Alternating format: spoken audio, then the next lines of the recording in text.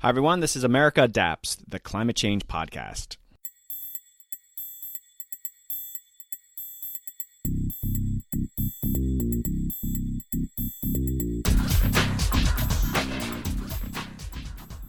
Hey, Adapters. Welcome back to a very special episode.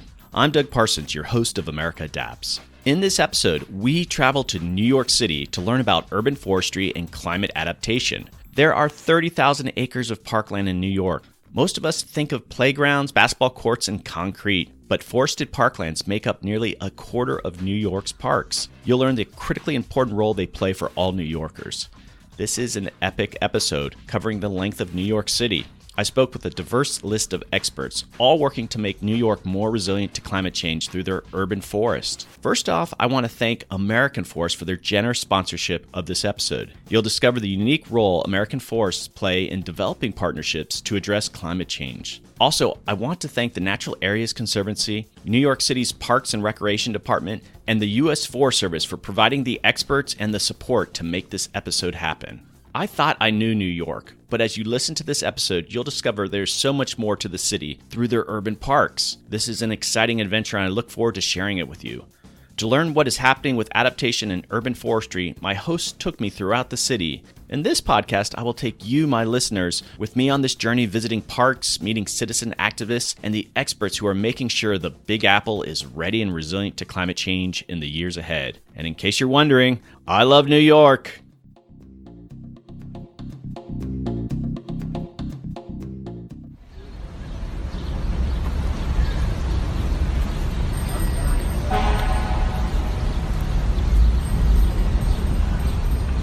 To kick off this episode, we're checking in with the heads of the three agencies that are the focus of this episode. It might get a little confusing with so many voices representing several agencies, so I'll help where I can. In this conversation, I'm talking with the U.S. Forest Service, the Natural Areas Conservancy, and the New York City Parks and Recreation Department. Hey, Adapters, I am here with Marit Larson. I'm the chief of the Natural Resources Group at New York City Parks. Erika Svendsen. I'm a research social scientist with the U.S. Forest Service. And Sarah, Charlop-Powers. I'm the co-founder and executive director of the Natural Areas Conservancy. Okay, so I've got a group here, very exciting, but we're going to be juggling a bunch of voices, and so I want to walk my listeners through on why you guys are here together, and we're doing an urban forestry episode. But Sarah, I'm going to sort of start with you. Why am I talking to just the three of you right now? I think we're kicking you off in your tour of New York City's natural areas, climate adaptation, because the organizations that we represent have a long history of working together with each other. I think setting the stage for a spirit of collaboration that draws on both ecological and social themes. And between our organizations, we work with thousands of other organizations across the city and tens of thousands of volunteers. So I think we're here to give you a little bit of context about the landscape of New York City.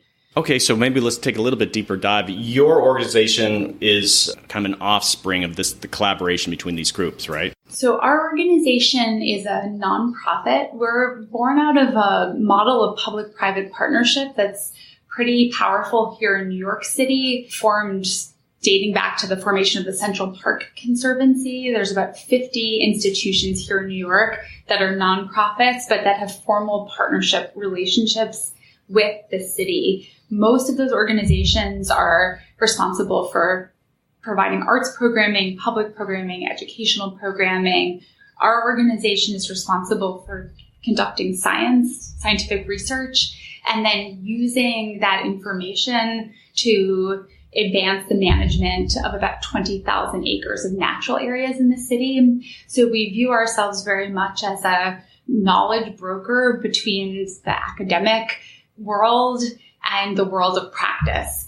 And so we work very closely with both of these government partners, helping to reframe the conversation about what good management of natural areas looks like, with an eye towards both making them highly valuable for people to use and providing high quality recreation opportunities, and also thinking increasingly about how to really sustain these places ecologically, both for the benefits that they provide in terms of climate protection, clean air, clean water, but also to support biodiversity locally. Erika, Can you give some context? All right, we just heard a little bit about this collaboration, but what does your organization do? And sort of maybe let's just jump right into how is climate change adaptation making its way with this partnership? And again, let's just start with what your organization really does in the city. Absolutely. I'm a research scientist with the U.S. Forest Service. The Forest Service is a federal agency under the U.S. Department of Agriculture. And we set up shop, so to speak, in New York City many years ago now, working in partnership with the city's largest public landowner, New York City Parks. And the Forest Service in a place like New York City, we don't own any land, we don't regulate, but we're here to work in partnership and in collaboration with our partners. We think of New York City, if you will, as this grand social ecological system. And a lot of the work that we do, the research that we put in play, we do so in collaboration with practitioners, with land managers. The problems we face, the issues we are engaged in are so complex, so dynamic, so engaging that they really require multiple entities, multiple voices to get the job done. So when we think about New York City and New York City's urban forest, we understand that it's really a co-production or a co-creation of many different stakeholders, of many different actors. And we kind of serve the role as well as being kind of an honest or trusted broker in that mix and engaging with our scientific knowledge, but really also learning from the communities that are here and very place-based. And Marit, could you answer the same question as your organization? How does it kind of fit in here? Well, at New York City Parks, our division is responsible for managing the natural areas within the park system. So we have about 12,000 acres of natural area, and those include forests, grasslands, streams, freshwater wetland, coastal wetlands, and even land underwater, our estuarine edge. And within the urban context, we're in some ways really well poised to have to struggle with the issues of adapting to climate change because fundamentally an urban built environment creates the kind of stressors that can be similar to those that we're going to experience in climate change. So flashy runoff from precipitation on the built surfaces into our streams and wetlands, the heat associated with the urban heat islands, all those things are going to get more extreme with climate change. So as we are tasked with managing our resource, our partnership with the Natural Areas Conservancy and with the Forest Service, it was particularly strengthened in the realm of assessing what our resource conditions are. So developing protocols to help us be able to measure what conditions are in a quantitative and sort of repeatable way, selecting metrics that are then meaningful for us to be able to use to gauge whether our management actions are effective. And we've had initiatives looking at assessing our forest system that Natural Areas Conservancy in particular has helped with, and we'll be talking about those at some point later, I think, in more detail. And in particular, also across our coastal marsh systems. We've been able to collect information about the baseline conditions of our salt marshes and then already start to use that data to plan for the kinds of actions we need to do to protect our wetlands in the face of rising tidal waters and sea level rise. Erika, so this is an amazing partnership, and this is something I'm going to have to repeat over and over in this podcast. It's just this collaboration that you guys are really emphasizing here. We use the word. We use the word share. I'll use the word shared stewardship. This notion of climate adaptation. I'm not even quite sure how long this partnership has been around, but has there been any sort of new things that have come up because of climate change? Has it made your relationship closer? Are you doing different things? I mean, how has climate change really changed this shared stewardship? Well, I think any disturbance, acute or chronic, calls into question the need to engage many voices, many different actors, institutions, and stakeholders. You know, as we're facing some challenges these days in terms of different types of disturbances, certainly Hurricane Sandy had a major impact in the New York region. But even prior to that, you know, we recognized the importance of New York City's urban forest, that one exists first and foremost, and that it's viable and serving the public in a really, and the ecosystem in a really unique and specific way. We kind of entered into this shared stewardship model here at the Urban Field Station because it's very practical. Partnerships aren't always the most efficient way to get things done, but they are the most effective way to get things done. Sarah, did you want to kind of add to that? Yeah, I'd like to give two specific examples of how we've shifted our focus or built on a foundation to directly address climate adaptation. So in 2018, the New York City Department of Parks and Recreation and the NAC jointly released the first ever forest management framework for New York City. And it lays out a 25-year roadmap for managing over 7,000 acres. And it's unique because it focuses on really bringing ecological function to the forefront in terms of decision making. So thinking about our natural areas within the urban context as natural systems, prioritizing where to work, and focusing those restoration efforts on bolstering what is working well in terms of adaptation. And that has included a variety of different techniques, including local sourcing of plant material, which I think we'll be chatting about later. We've then been able to build on that framework, which has sort of on the back end shifted everything about how we prioritize and track our work by creating a new tool that actually allows us to select species within ecological communities for restoration based on a series of climate predictions for New York City. So we're looking at 100-year estimates for climate change within New York City, looking at specifically at heat and drought. And we've developed several dozen unique planting palettes that are adapted to both the local ecological conditions of New York City, but also the climate stressors that we anticipate. And together, those sort of package of tools is allowing the restoration work that's done by the Parks Department to specifically anticipate and take a proactive look at changing our city's forests. So Marit, we have three different agencies here. In my own experience is working with agencies, state, federal, and nonprofit organizations, that they all might have a sort of a different vision of like what a climate impact might be or what sort of modeling you might use. How have you gone through it? Are you guys all on the same page of these are the impacts and this is how we're going to have to manage it? I mean, you have to get some agreement on even the basic science, and not everyone's using the same thing. How has that process unfolded with this stewardship model? New York City Parks Department and NAC and Forest Service don't have a problem of working with sort of different basic data sets or a different understanding of the impacts. What we do have are different purviews and different skill sets. So in some ways, we're, I think, particularly complementary. We might not have, we at Parks as land managers who have to be very responsive to the public and might be more susceptible to sort of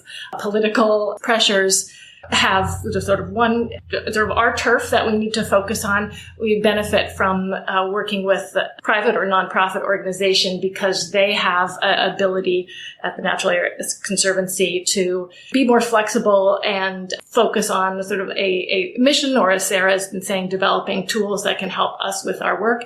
And the really research focus that Erika brings from the Forest Service allows us to be able to take the expertise that she and her colleagues bring that we aren't able to delve into as land managers. So I think it's primarily complementary in our approach to looking at climate impacts. Yeah, and we have a lot of conversations. You know, this whole shared stewardship model requires us to be in communication, to trust each other, to argue from time to time and debate, but in a really healthy and productive way. And as you say, to advance something, you know, which is a shared common goal, which are healthy urban forests for nature's sake, but also for people. I mean, one thing I'll say to that point is that I think even in this city where there's a lot of sophistication around a lot of these topics, I think for many New Yorkers, the idea of climate adaptation and resilience is still very narrowly defined as coastal protection.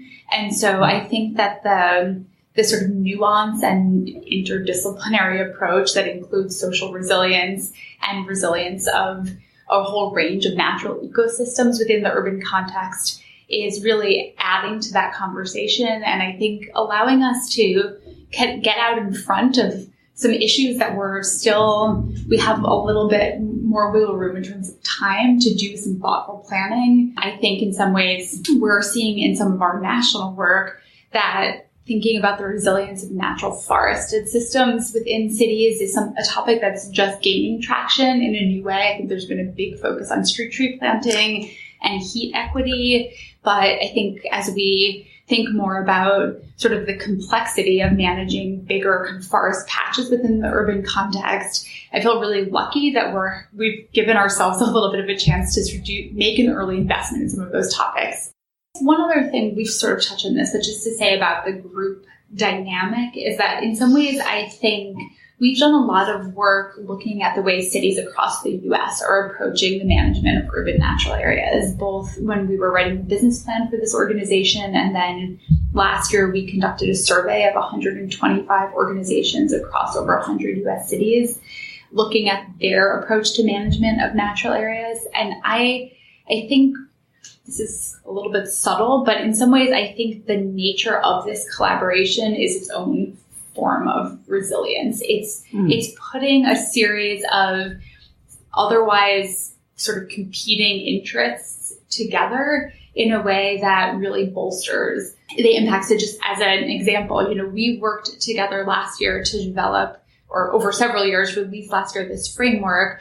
The agency adopted that framework, but then the mayor's office didn't fund it. So then our organization over the past 12 months worked together with a group of park advocacy organizations that have primarily a set of other interests. They're very focused on access to playgrounds and other forms of park amenities to ensure that forest management was included in the park's budget in a sort of expanded way. We just found out that an additional $4 million were added specifically to the budget for next year for this topic. And so I think thinking about kind of playing to the strengths of our organizations and how we work together within sort of the policy and social climate of our city to ensure that the shared goals that we have of seeing an increased investment and an increased level of commitment to this topic, I think is part of what's working here really uniquely.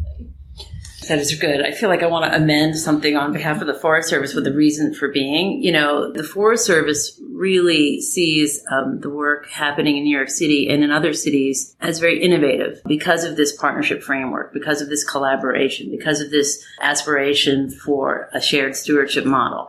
And so we are a federal agency. We touch down in New York City in this kind of lightweight way and use New York City as our laboratory in many ways. But we are place-based, but not place-bound. So the lessons and the innovation that we co-create together with our partners here in New York City around the urban forest, we share with other cities and other places and the national forests across the urban-rural gradient, if you will. So it's really a very valuable experience for us to work in this collaborative way. Another unique aspect of collaborating with NAC and the Forest Service for us at Parks, I think, has to do with how big and complex New York City is. So our forests span in total, not just on parklands, 20,000 acres in our natural areas in 12 different sub-watersheds, even within the city. And so the context in each of those places and parks is quite different, but with the tools that we're developing and sort of this forest management framework, we can work with partners and smaller organizations and try to replicate the types of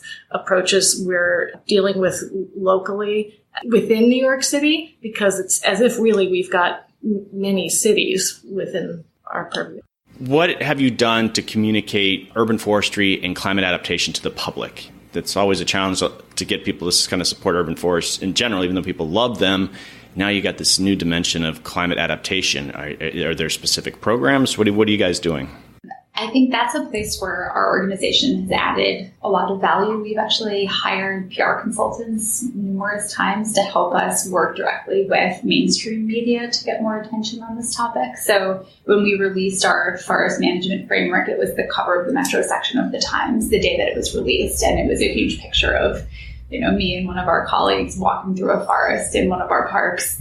We've also invested in creating a new online web map that for the first time ever shows not just the location of where natural areas exist in the city, but also their condition and the investment that's being made in them. So you can zoom into an individual park and see where trees have been planted, and that includes a layer that shows how climate adaptation planning is sort of being integrated into both prioritization and the approaches that are being taken on the ground. So we view that communications function as a really critical part of the value we add in this partnership with the Parks Department and the Forest Service. Well, I'll just say that, the urban forest here in New York City provides so many benefits. Social benefits, ecological benefits. But still, our job as researchers and as social scientists, we've come to find that one really will not fully care for, conserve, protect, or nurture things that we don't love and understand. And so my job as a social scientist working with the Parks Department and the Natural Areas Conservancy over the years has been to look at how people care for these natural areas, how they use them, how they see them as a benefit. And that's really important in today's times of adaptation and a changing climate, because we need people to care and understand the value and benefit of these places. So we've done the deep dive surveying with parks and the Natural Areas Conservancy, over 10,000 acres of natural areas, asking New Yorkers how they feel about these spaces, looking at how people are using natural areas. And we found some really exciting things. Marit, did you have any contribution to the communication? Within the park system, we actually have to do increasing communication within our own sort of management and operations. And that's another way in which we're partnering with NAC and with Forest Service. One example is in our urban lakes and ponds, they're being affected by climate change with increased heat and increased occurrences of things like harmful algae blooms. These are really problematic issues that Parks has to deal with, that the public complains about, and bringing attention then to the importance of restoring the landscape and our forests and natural areas, and protecting our water resources and protecting other elements that are directly connected but not visibly connected to the public is important to us as well. Marit, what's your favorite New York park and why? My current favorite New York City park is Pelham Bay Park in the Bronx, because it's right at that interface between the southern region and the northern New England coastal region. And it's got these tremendous rocky outcrops and shorelines that make you think you're somewhere else in Maine.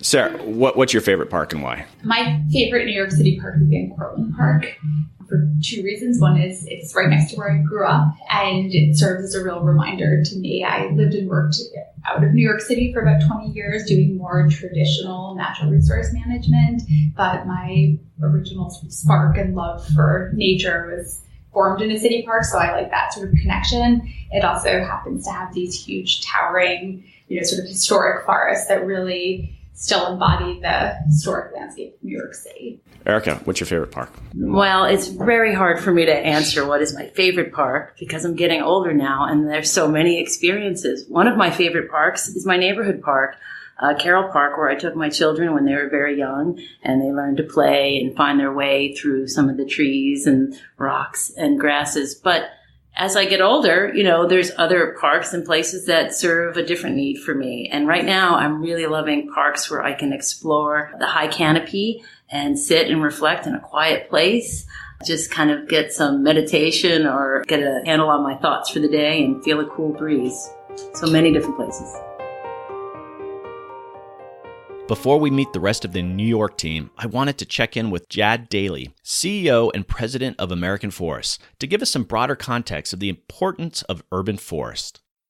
Hey adapters, I am back, and I am with Jad Daley, President and CEO of American Forests. Hey Jad.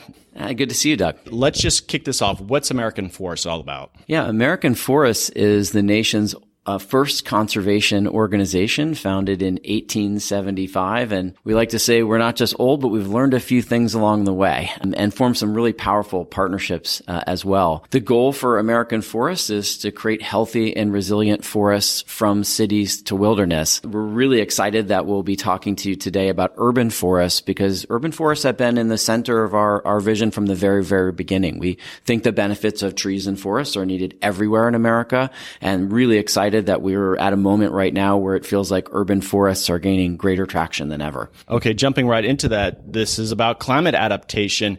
And I guess you probably think you guys have been doing this kind of work endlessly anyway, but how does this sort of new focus on climate change enter your work here at American Forest? Absolutely. Well, we like to say that urban forests aren't just scenery, they're critical infrastructure for the health, wealth, and climate response that we need in our cities, and particularly to drive equity in how we think about those really important issues and outcomes. If you think about climate change risk in cities and across America, the number one greatest source of risk is extreme heat. Extreme heat today kills more people every year than all other kinds of extreme weather combined. And that's particularly true in cities where people are uniquely vulnerable to extreme heat events. So the amazing power of trees to cool our cities naturally, particularly in those neighborhoods where, for example, people don't have an air conditioning or live in homes that might be particularly vulnerable to heat events, is a critical opportunity to drive climate adaptation in America, addressing the most significant risk that we face from climate change. Has, in some ways, climate change made your job easier to communicate to the public about the value of urban forests? Absolutely. Climate change is driving the interest that we're seeing in urban forests across America right now. In every city where we're working with urban forest leaders across the country, we're seeing this new awareness that urban forests can play an essential role in protecting people from climate change, both extreme heat, but also other kinds of issues like air pollution, which is going to be exacerbated by climate change. Urban forests have a role to play there too, by filtering our urban air of pollution. And kind of everywhere folks turn and they think about the challenges that we face from climate change in cities, they're finding that urban forests have a solution. And so that's driving increased interest in how do we plant more urban forests, how do we do a better job of caring for the urban forests that we have, and what's the public investment that we're going to need to scale up urban forestry to really take advantage of this powerful climate change solution. So I know environmental justice is an important issue that you're bringing to is your role of CEO to American Forests. And so how do you see urban forests and climate change kind of being brought together at American Forest? When I came to American Forest, there were two issues that I wanted to center our vision and our leadership on. The first was, how do we use forests as a solution for climate change? The second is, how do we use forests to drive equity in America? And urban forest is one place where those two things intersect powerfully. We like to say hashtag urban forests equals hashtag climate action plus hashtag climate justice. There are few things that we can do that have such a powerful double play impact on slowing climate change, but also protecting people from climate change. And when you think about that climate protection in the context of cities, the parts of our cities that lack tree canopy cover are at greater risk from climate change, from extreme heat due to urban heat islands. The fact that lack of tree canopy cover contributes to an oven-like effect when extreme heat hits pavement and other built materials and starts literally cooking neighborhoods with the urban heat island effect. Creating more tree cover in those tree gap areas, a vision that we call creating tree equity, is a powerful way to make sure that we cool those neighborhoods that are most vulnerable to climate change and particularly to extreme heat. If I show you a tree canopy map of virtually any city in America, I'm also showing you a map of income and in many cases showing you a map of race in ways that transcend income. That tree inequity that we have across our cities right now exacerbates climate inequity. It exacerbates climate injustice.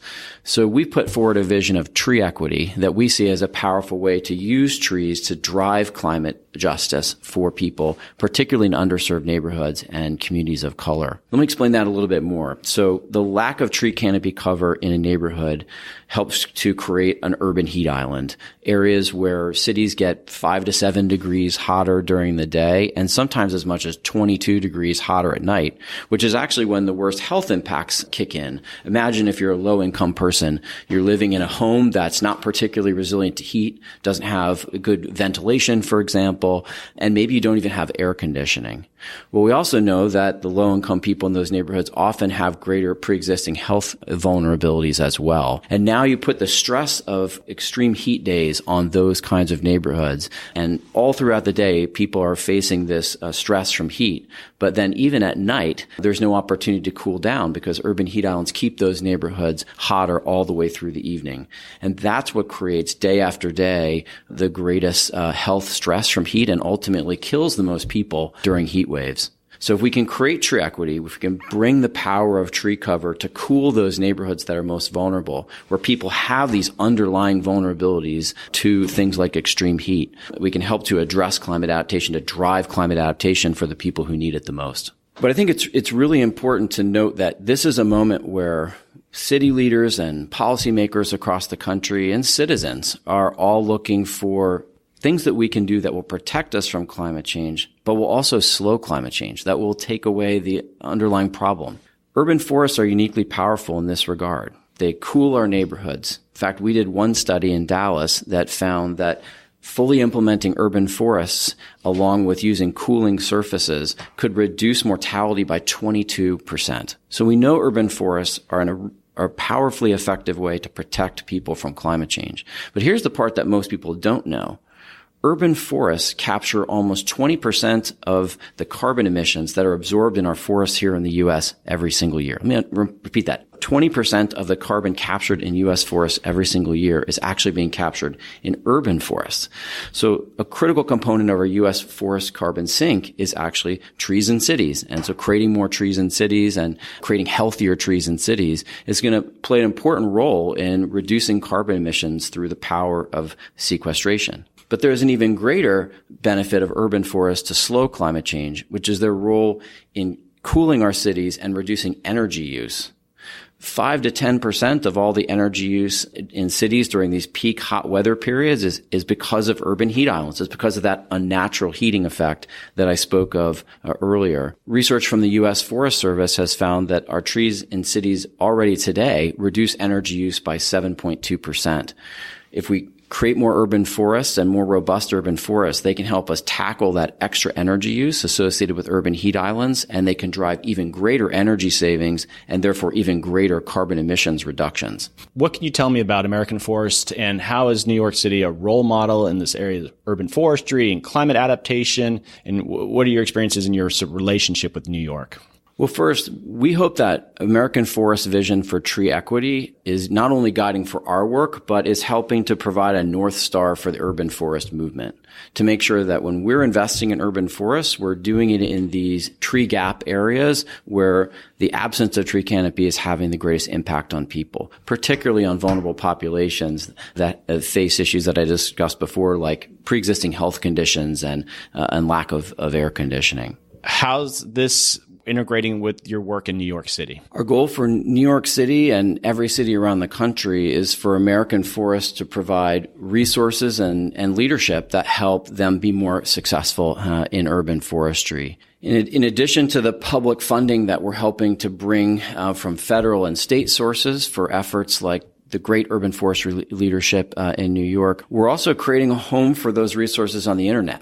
So we partnered with the U.S. Forest Service to create something called the Vibrant Cities Lab to make sure that all the best resources on urban forestry around the country, things like forestry guidance for the right tree in the right place and other kinds of technical tools, are available for folks to use on a do-it-yourself basis. So we're forming direct partnerships with city leaders to create urban forestry programs, but we also want to create a base of resources that can be used by people all across the country, even folks we've never met. Now let's go back and chat with Sarah Charlop-Powers of the Natural Areas Conservancy in New York.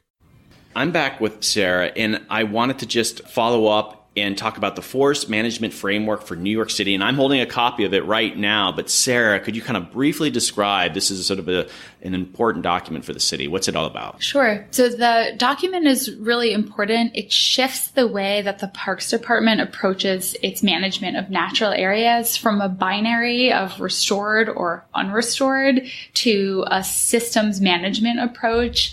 In the Million Trees program, which was the signature tree planting program that took place for almost a decade from 2007 to 2017, half of those trees were planted in natural areas, but they only impacted a few hundred of the more than 7,000 acres under the agency's jurisdiction. this framework shifts from that approach to really thinking about how do we manage the entire system, which involves a different set of techniques. It's really thinking less about where can we put more trees in the ground and thinking how do we help the natural processes that cause trees to grow from seeds that fall off trees to take hold and continue to thrive in this, deeply sort of stressful urban environment. As our approach to putting together this framework was to create an ecological model that mapped the condition of all of these acres. That was based on a very intensive research effort that we conducted. And then the creation of a financial model, which is based on 30 years of investment information from the Parks Department. When we were putting that plan together, we reached out to cities across the U.S. to better understand how they were approaching this topic.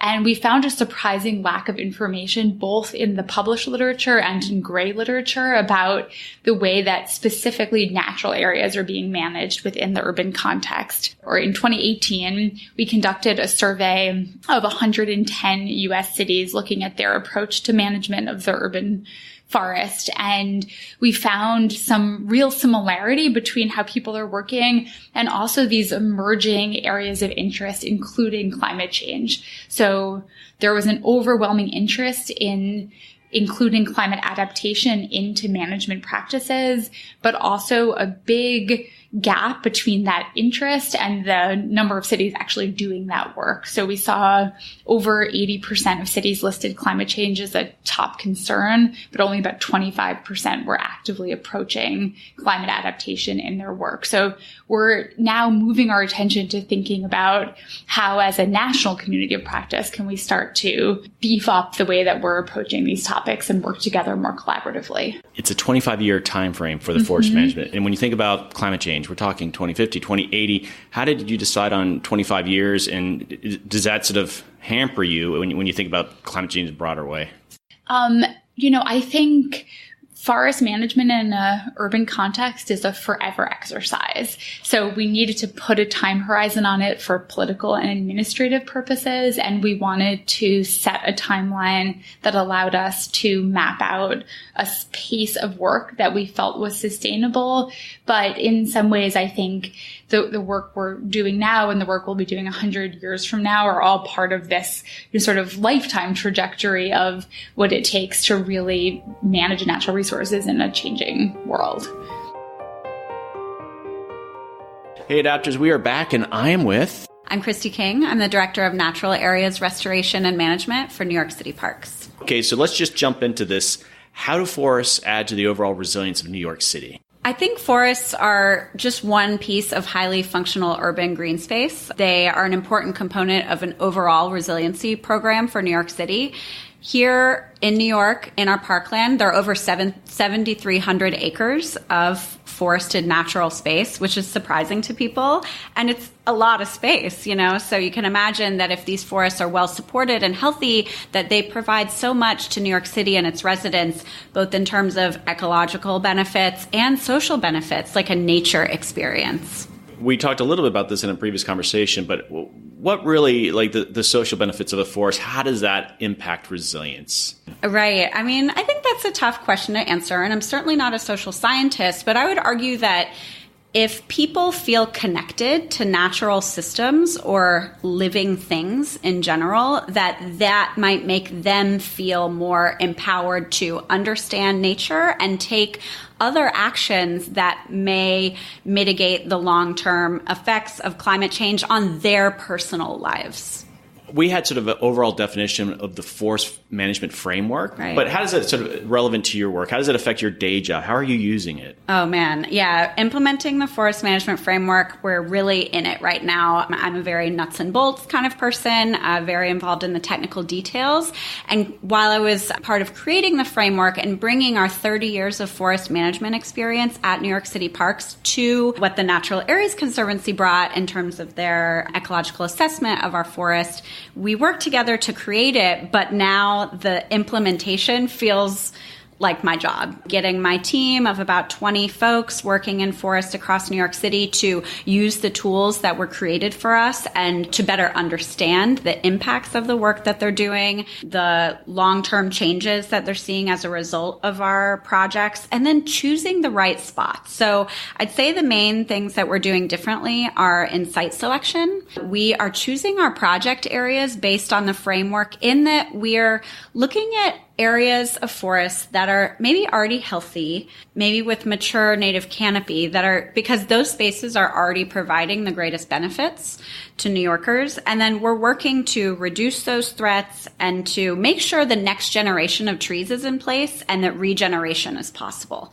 So our work to, in short, remove invasive species, remove debris, manage trails, protect against deer herbivory, we're targeting places now that are a bit different than where we've worked in the past and are, we think, maybe a lower level of intervention will result in a greater benefit and a larger number of acres improved as a result of our work. So I did a little research on you and I came across an interview that you did, and I'm going to read a quote here and I want you to just sort of elaborate on what you're saying here.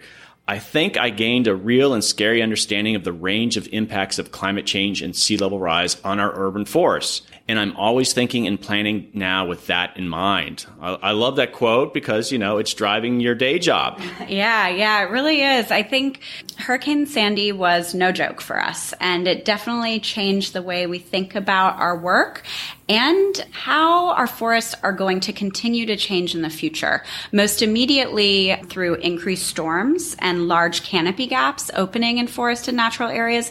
In urban areas, canopy gaps are actually a problem. We have so much invasive species pressure that when a large canopy gap opens, it's an opportunity for the invasive species to gain a foothold, not necessarily the native, forest processes that are expected in a canopy gap. So we're very attuned to that now, and it's like rapid strike almost, being very vigilant when canopy gaps open up. And again, making sure that next generation of native species is there to take its place.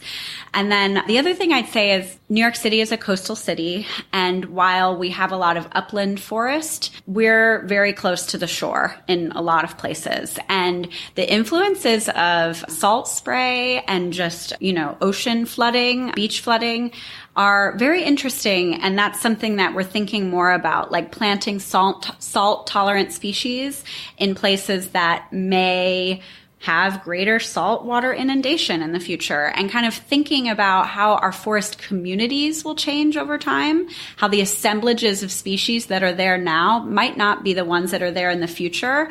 And, just being forward thinking and not necessarily facilitating that or bringing in species that wouldn't be there anyway, but augmenting our plantings with maybe some more salt tolerant plants that are also appropriate to the area. Okay, I want to dig into that. That was you already preempted what I was going to ask you, is that you think of climate change and sort of, you're involved with restoration of urban forest here in New York, but what is the definition of a native plant 20 years from now, 40 years from now? Do you have a process in place to allow, it's not natural succession, but in its own way, this Frankenstein natural succession? Do you have maps that say, cities have, this invasive species has come in, let's go get rid of it. There's, a team to go what are you going to do in that situation? How do you go between discouraging and encouraging what naturally is going to happen? Right. Oh my gosh, it's so hard. And, the novel ecosystems discussion is a ripe one. And I do understand that invasive species are thriving for a reason, and they're, generalists and successful, and especially in our impacted environment. But again, it gets to site selection. Like, for example, I'd say that a forest site that's growing on an old concrete fill dump and is currently covered in 100% non-native invasive species, it's going to be really tricky to restore. And finding an appropriate target plant community for that space is really difficult. And those aren't the types of projects we're prioritizing right now because the lift is too high. So again, we're working in places where some native species are thriving, and we can kind of detect what type of community assemblage should or maybe was there in the past. And we do have tools for this. We have remotely sensed ecological communities kind of wall to wall in our parkland. So we can reference that map before going out in the field. And then once we're on the ground, we have a dichotomous key to work through, what are you seeing in the canopy? Is it mostly oak or sweet gum? Okay, move to the next step. What are you seeing in the mid-story? Is it blueberry or is it dogwood? Move to the next step. And then when we get to the end, we have a sense of what is there in terms of intact communities of native species. We believe that restoring assemblages of native plants that have evolved together as a group is a resilience strategy or is an adaptation strategy to increase resilience. Those plants they evolved together.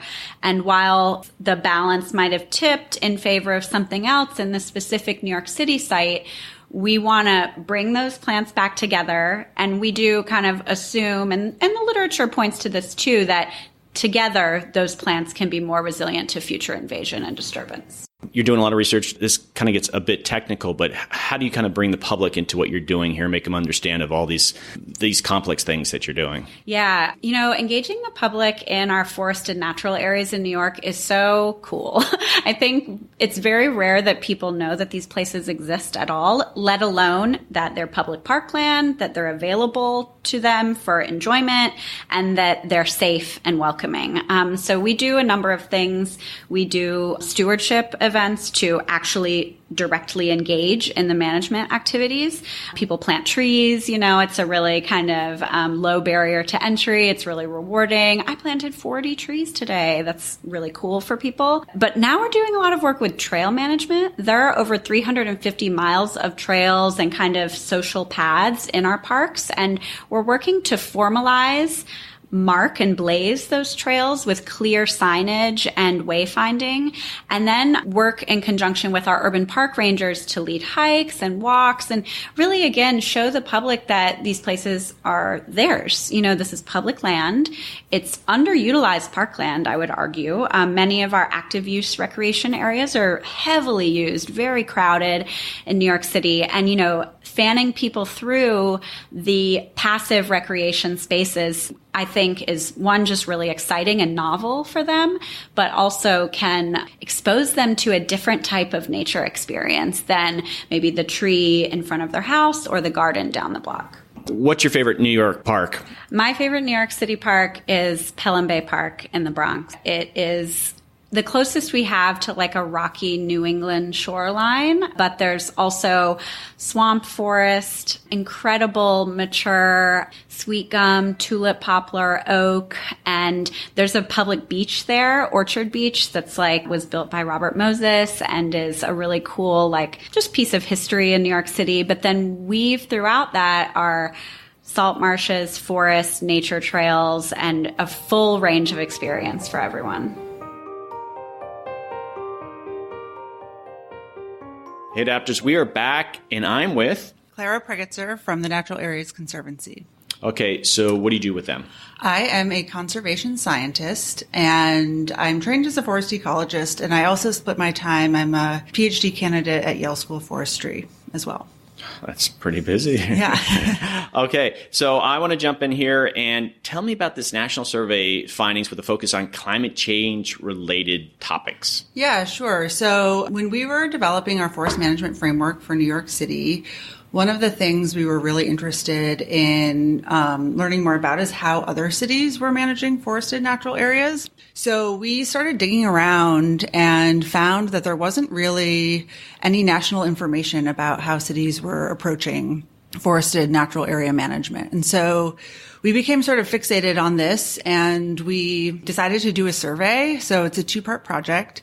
We did a survey to ask cities sort of how they were managing forested natural areas, why they were managing these places, and the data that they were using to inform their decision-making. And we heard from 125 different organizations across the U.S. in 111 cities and 40 states.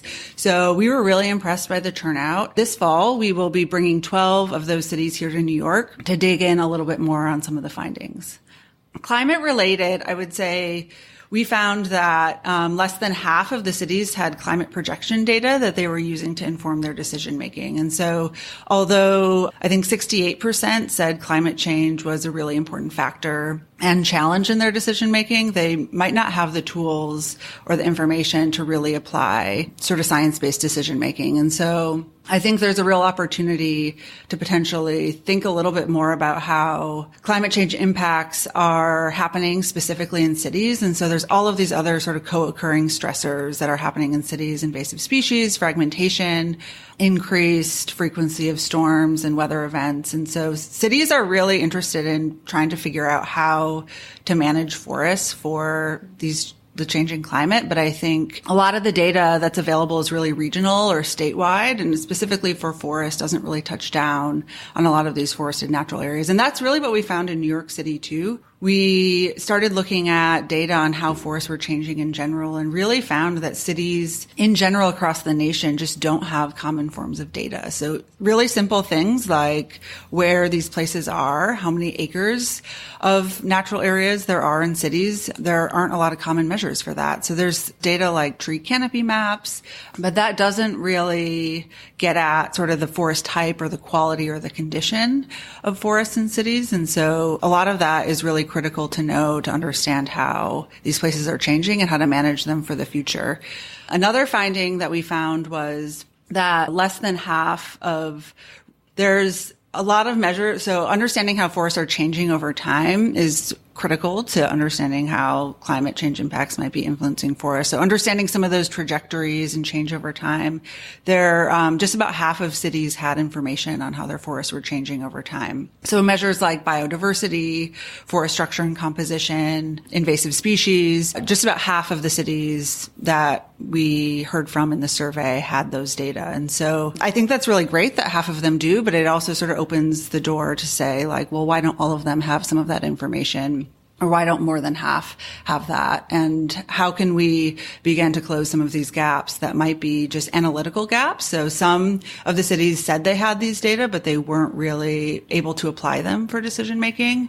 But then other cities just didn't have that information. And so in the convening that we're hosting in the fall of 2019, we will start to dig into some of those questions a little bit more about what are the knowledge gaps, what are the analytical gaps, what are the application gaps for data. And climate change will be a focus of that convening. And so we're working with Northern Institute of Applied Climate Science to come and talk a little bit about adaptation strategies for management. And I think a lot of cities are already exploring with this, and even invasive species management is related to climate change. And 90% of our survey respondents said they do invasive species management.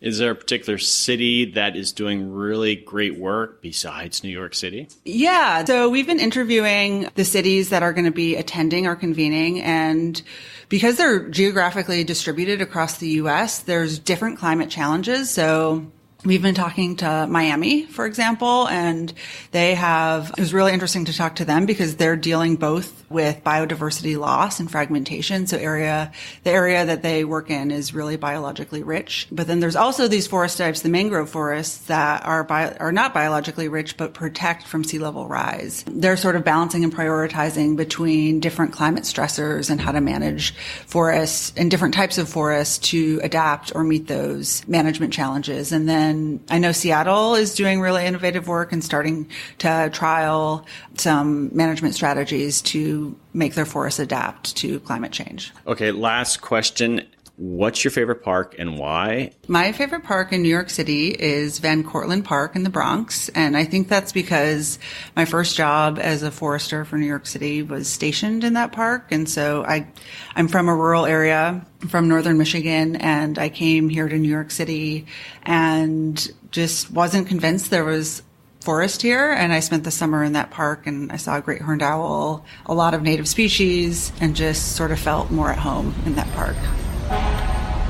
Hey Adapters, we are back, and we are in the forest, and I'm with Justin Bowers. I am a project manager with the Natural Areas Conservancy in New York City. Okay, so where are we? We are right now in the Northwoods section of Central Park in Manhattan. This looks like a pretty big plot of forest, and yet people are probably hearing different sounds in the background. So to kind of maybe describe the whole area. Sure. Well, Central Park is just over 800 acres. The North Woods are a small component of that at the north end of the park, just adjacent to Harlem. But we are, although we're in the woods, surrounded by the city, and major roads are just a quarter of a mile away from us. I was told about these pallets, these climate adaptation pallets that you guys are working with. Get a lot more background on that. Sure, certainly. So I'll say first that the forestry restoration team at New York City Parks has already a really robust system for choosing what they plant in restoration sites in place. But we've been working for the past 2 years on a grant to adjust planting pallets for urban forest restoration sites to focus more on planting species that are predicted to be resilient to future climate conditions. And what would be some of the species? Are you focusing on just several? I mean, how diverse does it get? It's quite diverse. So we had a few different sort of base data sources that we used to get this project going. One of them was an ecological assessment that was one of the Natural Area Conservancy's first major programs. This was a program where we conducted research in over 1,200 10-meter plots throughout all the natural areas in New York City's parks, and collected data about species composition, species abundance, what species are present in the overstory, the midstory, the understory, what kind of woody debris or leaf litter was present, what kind of soil characteristics. So we put together a really massive and complete data set to give a better idea of what was present in New York City's forests. And so that was one of the things that we were able to draw on for this work. That work was then, using the data from the ecological assessment, we worked with the New York State Department of Environmental Conservation. They have a group called the New York Natural Heritage Program.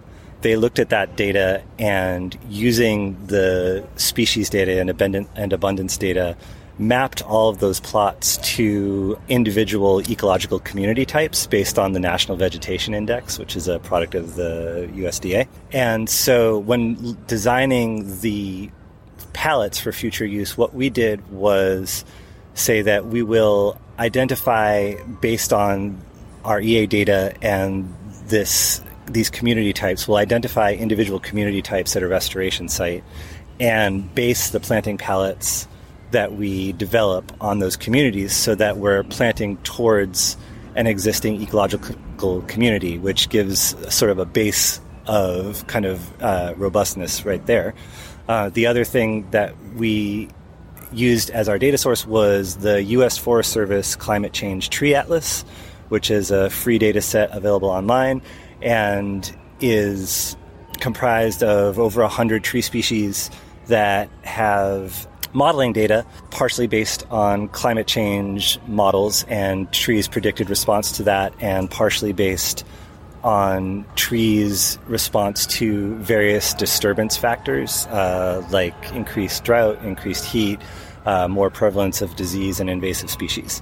And so all the data on climate response and the data on response to disturbance is combined and results in a score for individual species. So we used that data to score species that we're putting in our pallets. So in the end, we have a series of planting pallets that are based on existing ecological communities comprised of species that are native to New York City, and then organized based on their predicted resilience to future climate change. In the back, we are in New York City. You can hear in the background. There seems like a lot of information to inform management decisions, but there's all this parkland in New York. Realistically, are you taking that information, and through the funding and the ability to do what those assessments are telling you, how much progress are you making? Is it just a park-by-park basis? We're making great progress. We're very fortunate as an organization to be a public-private partnership with the New York City Parks Department. So the forestry restoration team in New York City Parks worked with us while we were developing these new pallets, and they, as the single largest restoration practitioner in the city, agreed to adapt our recommendations. So moving forward, all the restoration projects that the forestry restoration team works on will incorporate these pallets into them. I think probably a challenging aspect of that is that not all native species propagate easily in a nursery setting. So there, down the line, I would imagine, could be some sourcing issues.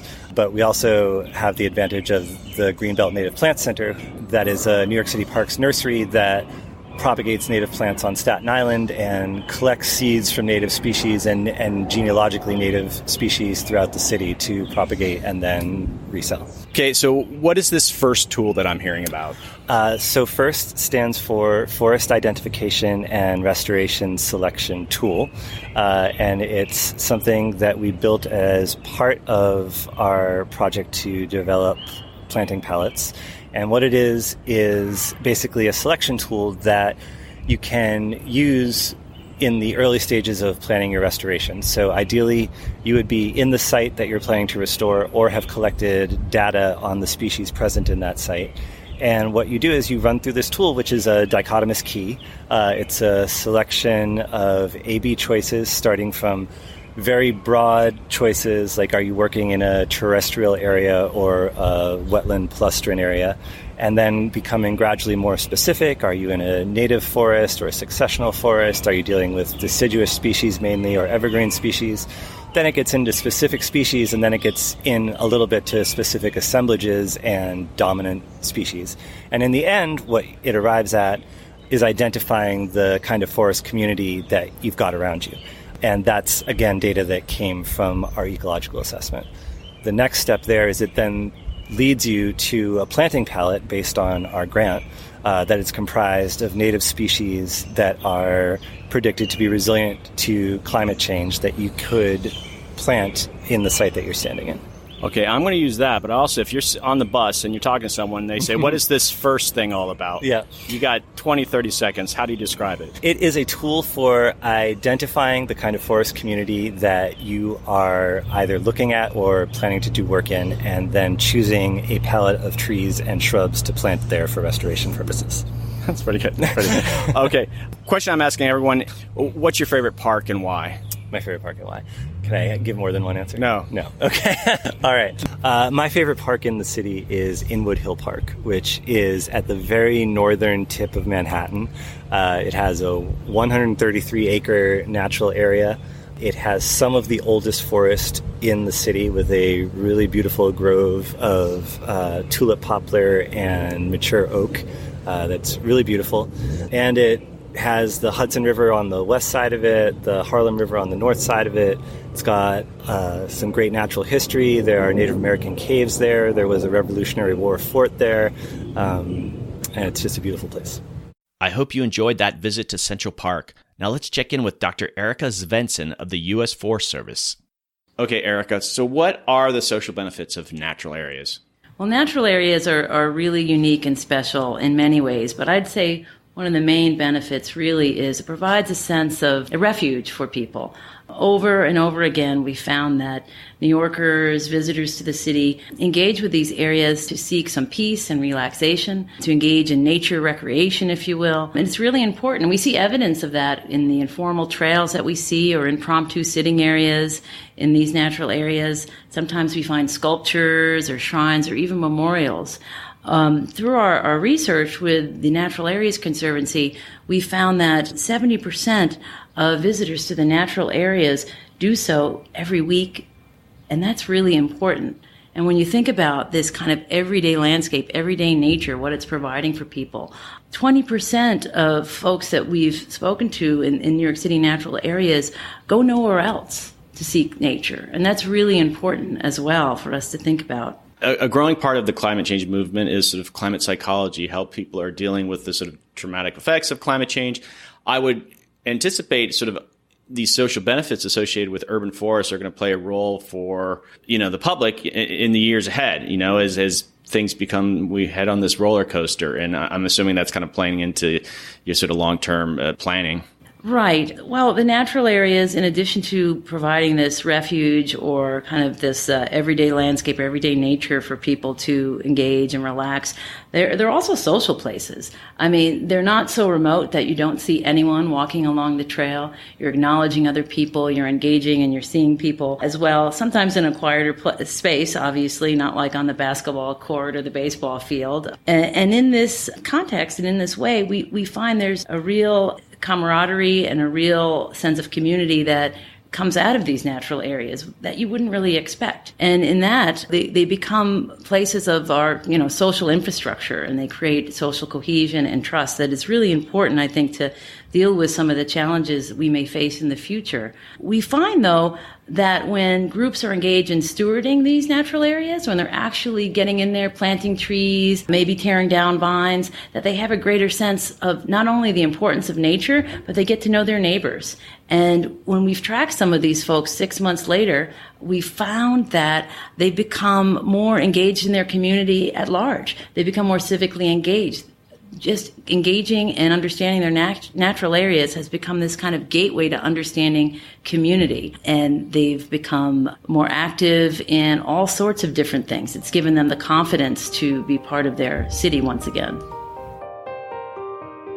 Hey, Adapters, we're back, and I am with Sarah Anderson. I'm American Forest's Senior Manager of Tree Equity. Tell me about this tree equity program. Sure. So tree equity is really calling for increasing tree canopy cover in communities that need it most. So historically, planning and development practices in the United States have been discriminatory, actually by law, legally discriminatory. And so what you see is a trend where there are less trees in communities that tend to have high proportions of renters, low-income people, and communities of color. And you see more tree cover in wealthier and whiter communities. So, we know that trees and the benefits of trees, really economic benefits, health benefits, the benefits that trees provide to help manage our stormwater and reduce air pollution, they should be distributed equitably to everyone. And so we, through our Tree Equity Initiative, are coming up with strategies, partnering with cities across the country to effectively restore health, wealth, and adequate climate response in the communities that need it most. Okay, on that note, cities need to be more resilient across the board, and the word resilient is becoming very popular in climate change circles. And so how is this program kind of feeding into that process? We at American Forest believe that resiliency, true resiliency, also encompasses folks' ability to be able to be self-sustaining. And so there happens to be a massive shortage right now of urban forestry practitioners in the field. As most of America is urbanized, about 83% of Americans live in urban areas. We need to be able to manage the tree canopy and nature in those areas. And the Bureau of Labor Statistics tells us that we'll need about 30,000 people in the field over the next 5 years. And so we're working with private tree care companies, public municipalities, forestry departments, statewide forestry departments to help equip the next generation of urban forestry professionals. And we think that where the trees are needed most, there's a lot of overlap often with high unemployment numbers. So we think that restoring tree equity is a massive opportunity, not just for ensuring that lower income communities of color that have historically been discriminated against and left out of receiving the benefits of nature near them, not only making sure that they get those benefits, but that they're able to pocket those benefits and reinvest in their own communities and their own, potential entrepreneurial ventures and what have you. So, we're really investing in vibrant cities, and, there's lots of resources on how to do that on our Vibrant Cities Lab website as well. Okay, so you're only one person, and I'm sure there's a lot of cities out there that would love to do something like this. Is there a process? Is there a packaged way that people can kind of do what you're doing with some of these other cities? What would you recommend to them? For communities who are interested in helping restore tree equity through building career pathways where they are, they can follow our brand new Career Pathways Toolkit, which has been launched on our Vibrant Cities Lab website. And so we're thrilled to be able to help build the capacity of urban forestry practitioners to not just address these systemic inequities through better community engagement protocols, but also through making sure that their workforces themselves are made up of community representatives, right? And that they're inclusive and responsive to community priorities. Okay, and so they can just go to American Forest's website, and this program will be just pretty easy to find. Absolutely, yeah. You can go to American Forest's website and check out our work on tree equity, and you'll be able to find the toolkit there. Hey, Adapters, we are back, and I'm with Michelle Johnson, a research ecologist with the Forest Service. Tell me how you're related to all this. We're doing urban forestry here in New York City. We're talking about climate adaptation. What are the things that you're doing? Sure. I work for the New York City Urban Field Station, and I have a couple of research projects where climate change is threaded throughout. One is looking at responses after Sandy in terms of housing and land use opportunities for green space responses both in New York City and on Long Island through a series of case studies. And then also worked on a project looking at responses with trees after saltwater flooding from Sandy, thinking about responses and species-specific kind of reactions to being inundated with saltwater. Another project is a larger project around environmental stewardship called StewMap, and that's thinking about how are civic groups working on taking care of the local environment in New York City. And one aspect increasingly is a focus on climate change, so we've added questions to the survey around climate change and are looking at how are groups engaging in responding to flooding, other extreme events, thinking about adapting to conditions as they change. I'd like to follow up on that. Is you're kind of doing the survey related to the climate questions. How are people responding to that? Do they kind of sense the broader picture here, what adaptation is? How does that work? Yeah, well, we asked a question. It's a quantitative question, so it's basically a Likert scale, 1 to 7. Do you strongly agree this event affects your work, or you strongly disagree? And climate change and extreme weather came out as some of the top across the board for groups in terms of it was really influencing their work currently. And I think that's a shift.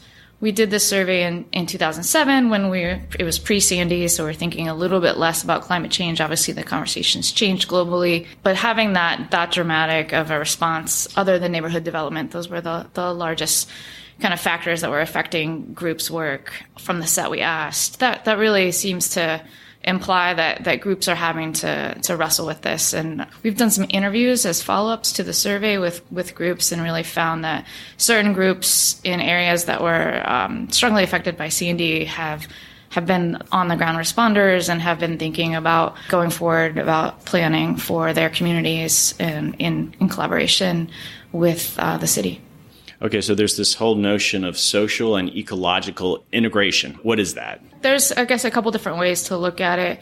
One is thinking about it from a research perspective. So I work as a researcher. I'm thinking about how can we bring together and do a more interdisciplinary approach to research.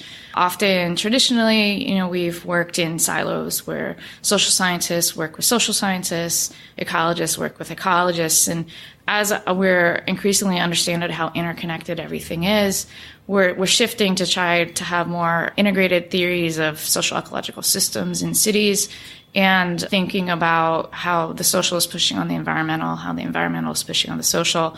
And so as a researcher, my role is to think about how to push forward social ecological theory and then how to think about how we can integrate data sets together to start answering questions around how is the system working in a social ecological way. That's kind of from a research perspective. Also, you can think about as we're making policy or thinking about decision making, that increasingly with the rise of sustainability and resilience, we're starting to think about not just ecological sustainability or ecological resilience, but also social resilience, social sustainability, economic sustainability, and how to manage and consider the trade-offs between these from a decision-making standpoint is also something where the social and the ecological are starting to be integrated. That's all very complicated in a lot of ways, but how does that sort of manifest itself that you are just at a park? How does that kind of research, that kind of work that you're doing, you're on the ground, and what does it really mean for an urban forest? Well, let's think about how you might want to manage a forest. And so I approach it more as a researcher than a manager, But we know that managers are interested in what's the best way to, manage this forest, both from an ecological benefit perspective, but also from how people are using those parks. And so there are, right now, often I'd say it's difficult to put those things together.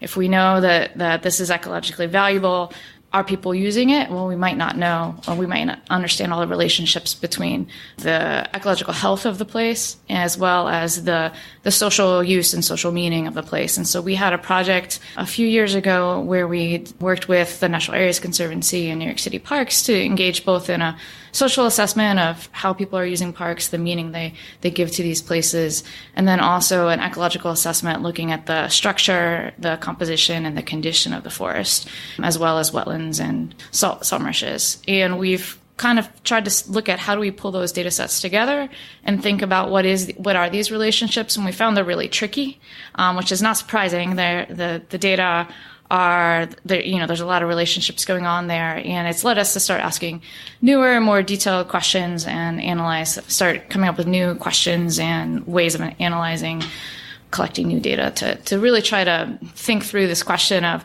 how can we be both managing places for the ecological benefit and for the social benefit, considering there are a lot of people that live here in New York City, and yet at the same time there are valuable forests from an ecological perspective here.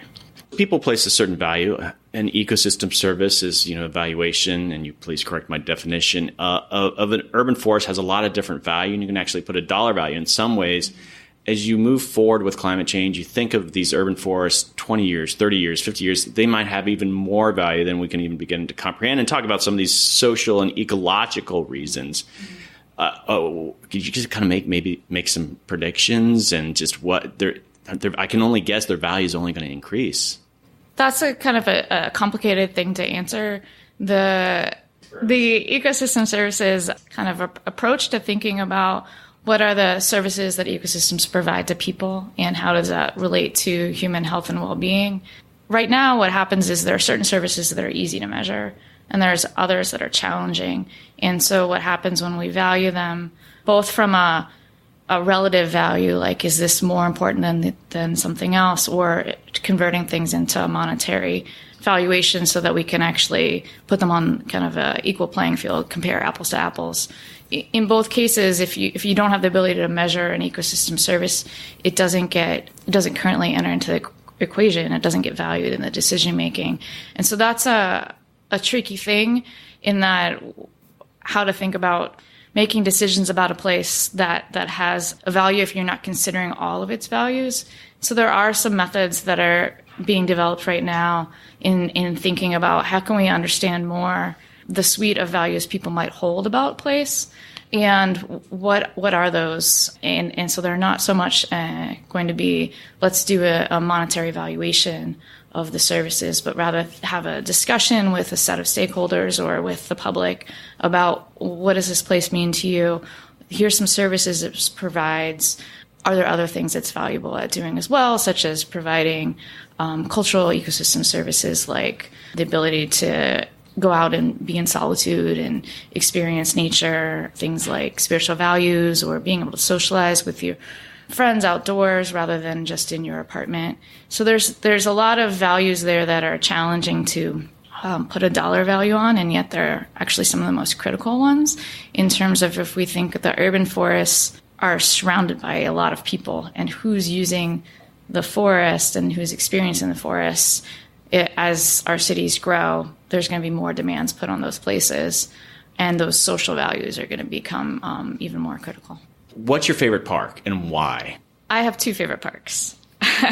My favorite park near where I live is Astoria Park, but it is a landscape park. It doesn't have a natural forest, so it doesn't have that kind of nature experience. But it's where I go every day, and that's why I love it. Other favorite park in New York City is Inwood Hill Park because you can be in the forest in the city, and I love that. Hey, Adapters, we are back, and I am with...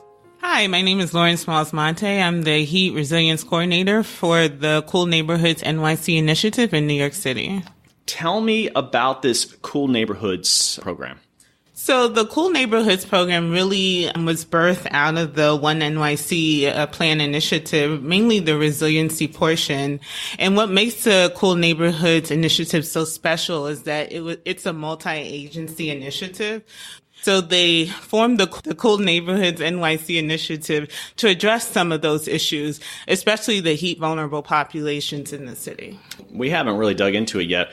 What really is the heat issue in a place like New York City? What does that mean in context of climate change? And I mean, it sounds obvious, but tell us why you have to worry about it. Extreme heat stress is one of the leading causes of weather-related deaths in the entire U.S. in general.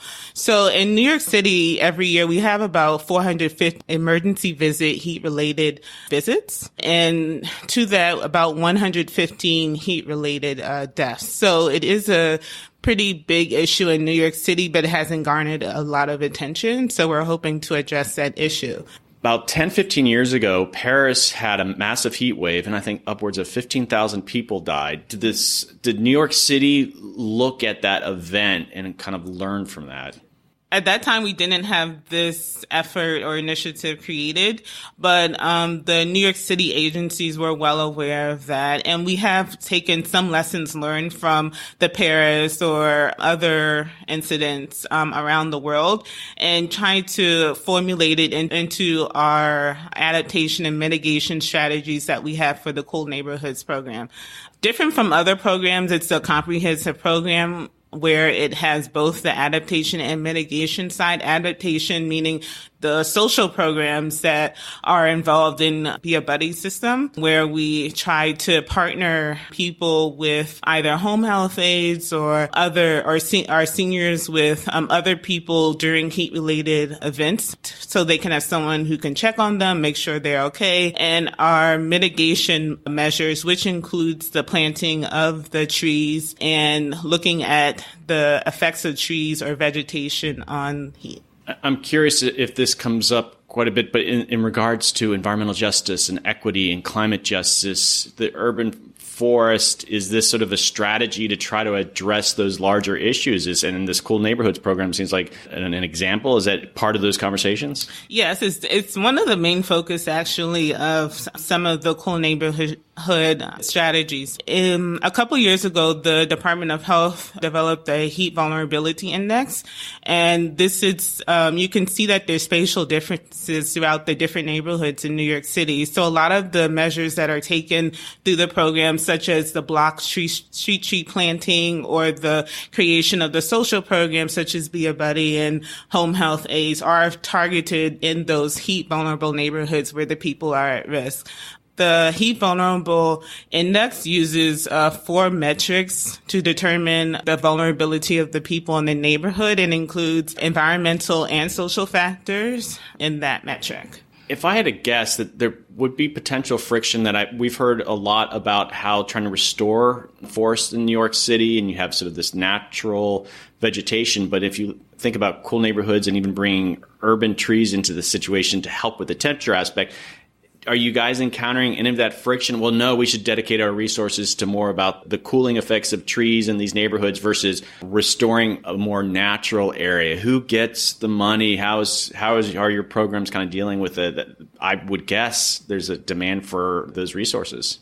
Yes, there is a push and pull, give and take, or balance that needs to be struck between the two. I think New York City as a whole has a very large history with tree planting in the city, and they tried a number of ways to go about planting these trees. So specifically, the Cool Neighborhoods Initiative money for street tree planting is going towards targeted efforts in the heat vulnerable neighborhoods, and they are doing it on a block scale. This seems like one of the programs that allows you to interface with the public a bit more maybe than some of the other programs within urban forestry in New York. How is the public responding to it? Are you talking with people on sort of a neighborhood by neighborhood basis? Specifically, my role in this program is to do the research component. So looking at the effects of trees on heat. So I go out and measure air temperature, indoor and outdoor, and we're also doing other energy and modeling campaigns. So while I'm outside, I'm either measuring or putting up the sensors or taking down the sensors, I do interact with a lot of people.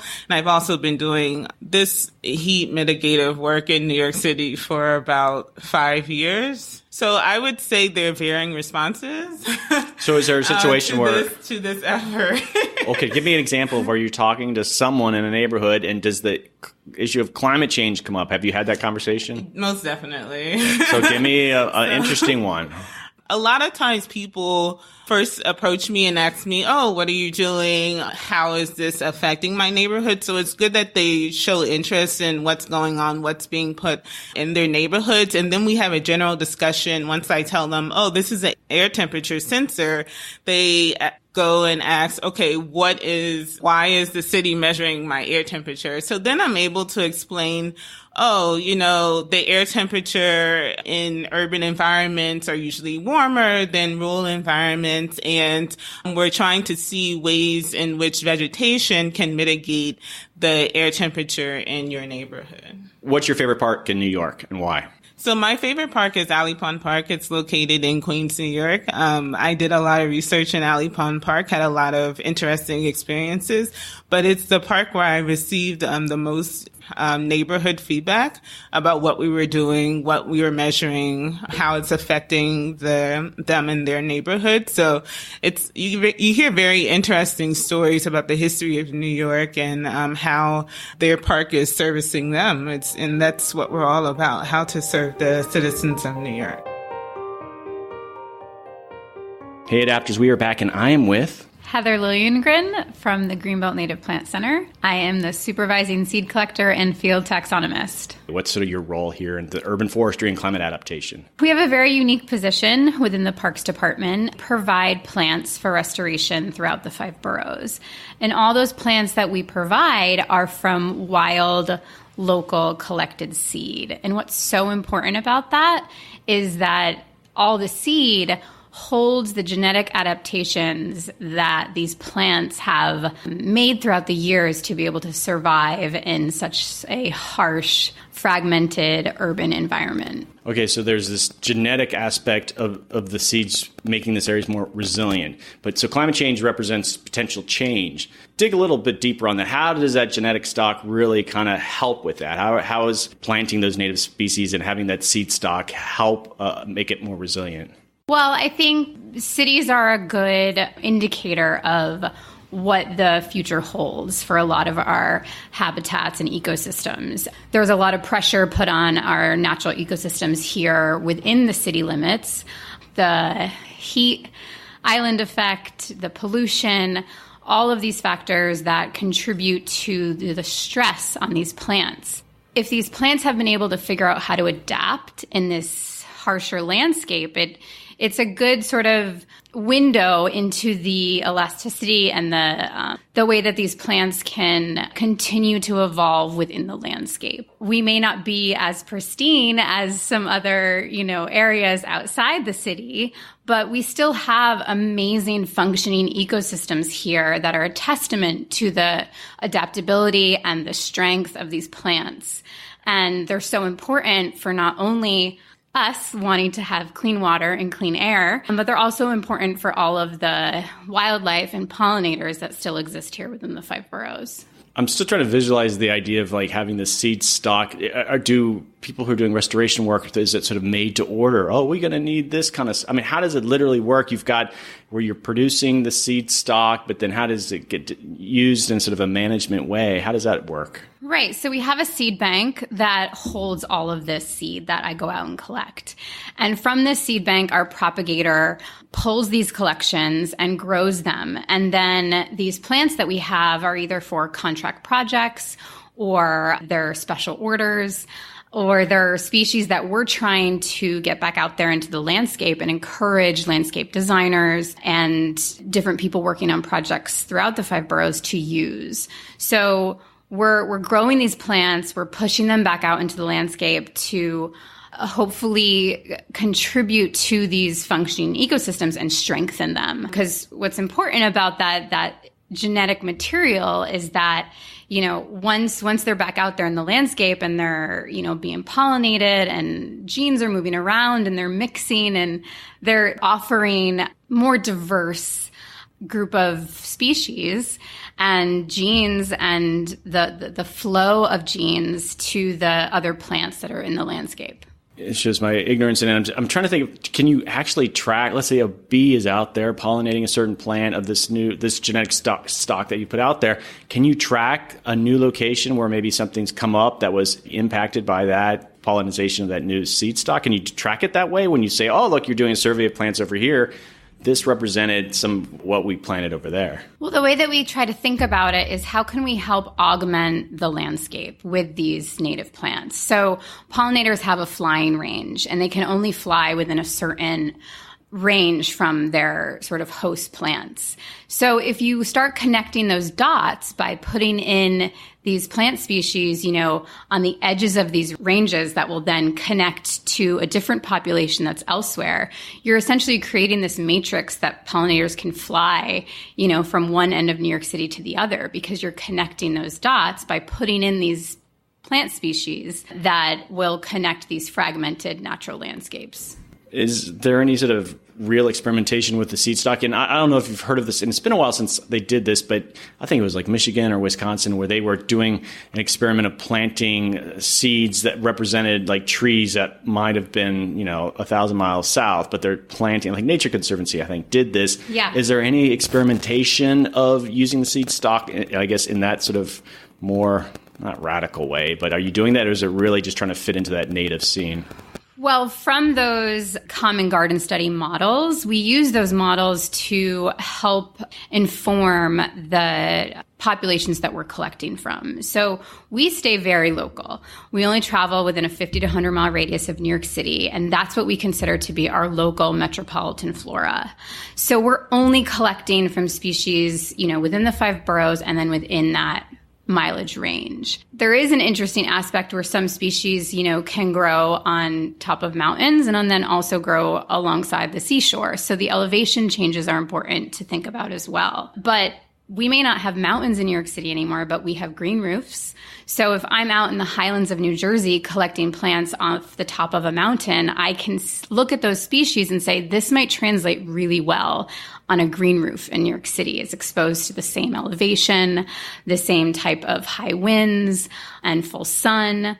So it's kind of thinking about how this city how can these built environments translate and mirror sort of our natural habitats. We are trying to collect as local as possible, so those adaptations are not going to be something that's foreign or maladapted to our environments. We're not collecting from very far south or very, out in the Adirondacks because their winters are so much different than ours.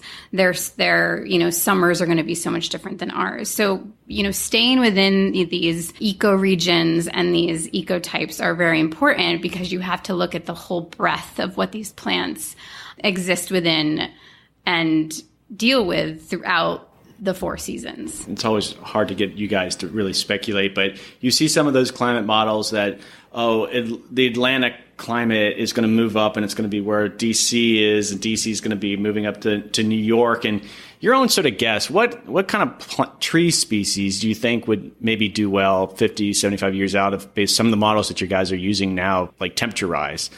That's a loaded question, but you're like, I really think this, the maple is going to, not do well. I mean, what do you think? What do you think is going to maybe dominate the landscape? I think it's important to look at the natural plant ranges of each species. There's, for example, a tree like the red maple. It spans, along the entire Atlantic coast. So that's a species that obviously is very adaptable to lots of different environments. It's something, like we're never going to have spruce forests, here in New York City. It's just not, we don't have the right environment and colder temperatures that those, a lot of your evergreen species need. I think looking at the natural ranges of plant species can really help you realize what might be able to adapt and what cannot. I mean, there's so many species that no longer exist within New York City because we just don't have the proper ecosystems or habitats that can support those species anymore. Looking at the species that still can exist within urban areas are a really good window into the future of what species, might be here for centuries to come. 2100, they're mangrove forest in New York. You never know, right? I'm from Florida, and mangrove forests are the best. So, you'd be lucky to get mangrove forest. Right. What's your favorite park and why? My favorite park in New York is part of Pelham Bay Park. It's a section called Hunter Island. You can hike along the coastline of this island that is no longer an island. It was connected back to land by Robert Moses. But it's an amazing hike in New York City. You feel like you're at the edge of it all, and you kind of forget that you're in one of the, largest metropolises in the world. So the next stop on my New York journey was the Arsenal, which is the New York City's Parks Department building located in Central Park. My host for the day was Caitlin Boas, and she brought me to a Super Stewards event located on the roof at the Arsenal. It was a great way to see Central Park. We were overlooking the Central Park Zoo, and I could see otters swimming in the distance. On the rooftop, we were surrounded by huge trees, and behind those trees were huge skyscrapers, all being framed by a gorgeous sunset. It was a stunning and surreal landscape. There I got to mingle with New Yorkers who have dedicated their energies to helping the urban forest. Here are a few of their stories. Hey Adapters, we are back on the rooftop here in Central Park, and I'm with Don Reckles, and I am a super steward and also a member of a Staten Island group called Protectors of Pine Oak Woods. Okay, so what is a super steward? A super steward is someone that does work in the natural areas, usually involving invasive removal, that has been trained to recognize invasives and can go out and do the work on their own, and to take volunteers and supervise their work in the park. Okay, so how long you've been doing this kind of work in New York City?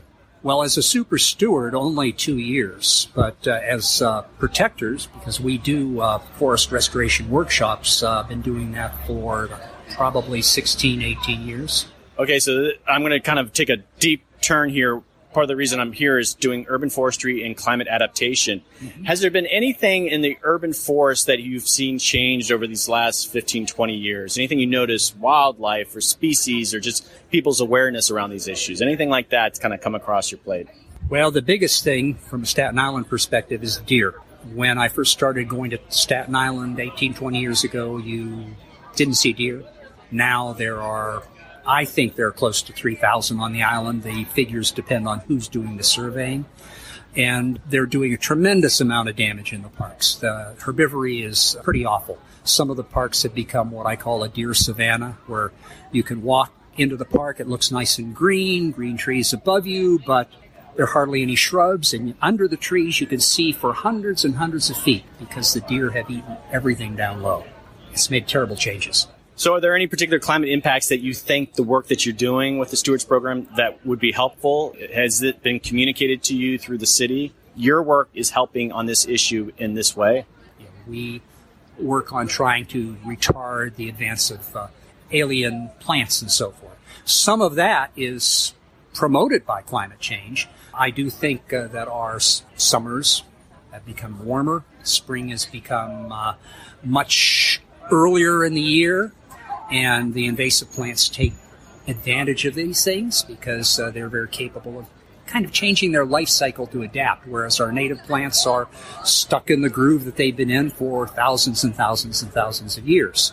So I think climate change does make for more alien species growing in our woods, more invasive vines and so forth. Okay, last question. What's your favorite New York City park and why?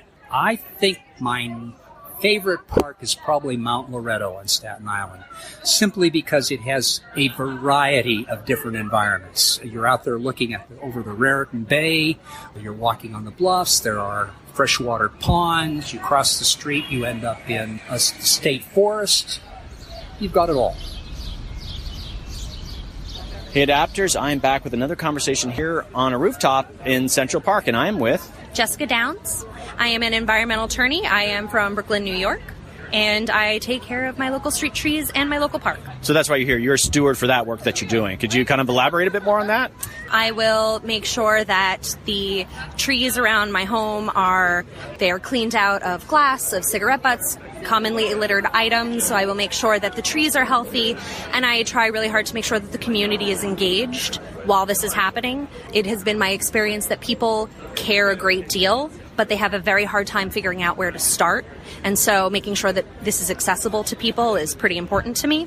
And I will also remove invasive vines and plants from the local park because that actually becomes highly hazardous, and most people don't realize that that's an option and that it is a hazard. Just through my conversations, sometimes the linkage between what the city is doing on climate change adaptation, getting the city ready for sea level rise, through urban heat island effects with the increased temperatures, how do you kind of perceive, like, let's say the Stewards program and people really on the ground doing that kind of really important work, but how can the climate change message sort of filter down to that level? Is there a need for it, or is it happening? There is a need, and it is happening. For example, in my community board, they're actually installing a lot of bioswales, which are these fascinating bits of green infrastructure where the tree beds are transformed into essentially rain captures to help prevent things like flooding of the sewer system, which is unfortunately common, and my district happens to be right on the water, so the runoff is dramatic right there. So any little piece really, really helps. Making sure that, for example, the soil on a street tree is not compacted actually does a significant amount to save the waterways right around that area, perhaps more than in some other areas. And so I think it's very important that people know that they shouldn't be littering, because the runoff problem is dramatic, and that they can do things to make sure that the trees are cared for that will actually end up helping them down the line. Okay, and I'm going to make some leaps there. Let's say there's increased rain events because of climate change, and what you just described is sort of, okay, here's the consequence. These are some of the adaptation actions we can do to mitigate that. Would that be an accurate description? Definitely. Okay, what about urban heat island? Do you feel like with your neighbors, does that come up? It's like, we got to plant more trees because things are going to get hotter. Is it as simple as that? It's not 100% as simple as that. There are more things that can be done, and there are more things that are being done citywide, but it is a thing that does come up. So I teach a lot of little kids when we're on our volunteer events about how transpiration happens and how trees actually work actively, not just passively, to cool city streets. And it's a fun little factoid for kids, but it also teaches them about the level of interconnectedness in the environment around them that they're not necessarily thinking of. Great answer. Okay, actually, last question here. What's your favorite New York park and why? I'm going to say Owl's Head and be very selfish because that's our local park that we take care of. It has a beautiful hill for sledding down. It has wooded areas. It has planted areas. It has a playground, and it has a fantastic view of the city. Hey, Adapters, I am back, and I am with Melissa Elstein of Love Your Street Tree Day. Okay, so why are you here tonight? Well, I'm here because I'm a super tree steward. I've been trained with Trees New York, as well as the Parks Department, on how to be a volunteer tree steward. So I care for and create large community events around the New York City street trees. We had the Million Trees Initiative in New York under Mayor Bloomberg, and New York Restoration Project, as well as TD Bank and Mayor Bloomberg and the Parks Department planted 1 million trees, but they didn't have, and they don't have, enough funding, obviously, to do maintenance on all the trees and to do outreach. So they rely on citizen pruners to take care of the trees, as well as to do community organizing. And so that's how I got involved with the stewardship. You're an organizer, and you're getting just folks in your immediate neighborhood involved. Like, what really is on the ground work that you're doing? So in my case, initially it was in my neighborhood. I'm based on the Upper West Side, but we were finding that people were coming from outside of our neighborhood. So originally it was the West 80s on the Upper West Side. But because so many people are coming from Upper East Side, we've had people from Riverdale, from Midtown, from Lower East Side even. That's when we decided to make it Love Your Street Tree Day instead of just with the West 80s Neighborhood Association and not have any boundaries, basically. Okay, so this episode that I'm doing is on urban forestry and climate adaptation. You're out there really on the ground doing this kind of work, planting trees, getting people involved. How has climate change kind of come up at your level? Are you hearing it from the city? Are you hearing it from your neighbors? Are you hearing it at all? Well, definitely from the city, obviously, and also in the schools. We've done some events at schools, and we have a big poster here. I'm wearing, you can't see it's a podcast, but I'm wearing a T-shirt with our logo, and we have, quote unquote, the good tree and the bad tree, where we have all of the things that can harm a tree and why. And so we talk about our relationship between humans and the trees, and that even in the city, obviously the reciprocal relationship, and even more so in a way because we have high asthma rates in the city. And so with planting more trees, we reduce the asthma rates, but the trees, again, they need maintenance. So that's where I feel like the citizens come in, the city plants them, and then needs the volunteers. So the school children love to do it. We've done a number of Earth Day events at different schools, and we talk about that. So they're aware, and then we make it fun at the same time, so that's why we have this fun logo with the little dog and the smiling tree and then the sad tree that's not being cared for. Okay, so climate change, we're talking about sea level rise, drought, heat stress. Yeah. Is there something that the city that would be useful to you, that resources that would make your job easier, or do you feel like you really need that kind of information at sort of the local level? Well, I also wanted to bring in just the heat island effect. So, we're seeing that we're a tar city, right? And with the trees, it actually cools the neighborhoods. I mean, you can actually feel the difference from leaving the street and going into the parks. It's quite obvious. But even in the streets where you have a tree canopy, you feel the difference, especially on a really hot day. So that's another reason for planting the trees. Also for biodiversity as well, with the birds creating habitat. The other issue that we're facing in New York is with the combined sewage overflow issue. And a lot of older cities, old infrastructure that we have, when it storms, which we've had all week, all I've been thinking about is all these rainstorms. All that sewage is going directly into the riverways because of our combined sewage system. And so if you have more green infrastructure, which is the tree beds, bioswales, green roofs, it slows down that stormwater, and hopefully there'll be less sewage going into the waterways.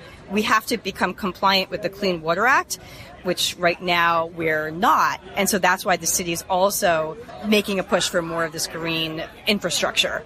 Now, it's not just a matter of planting the trees, because if you've noticed, now you're from Tucson, but if you've walked around the city, a lot of the tree beds, especially the older ones, are hard as rocks. The soil is impermeable.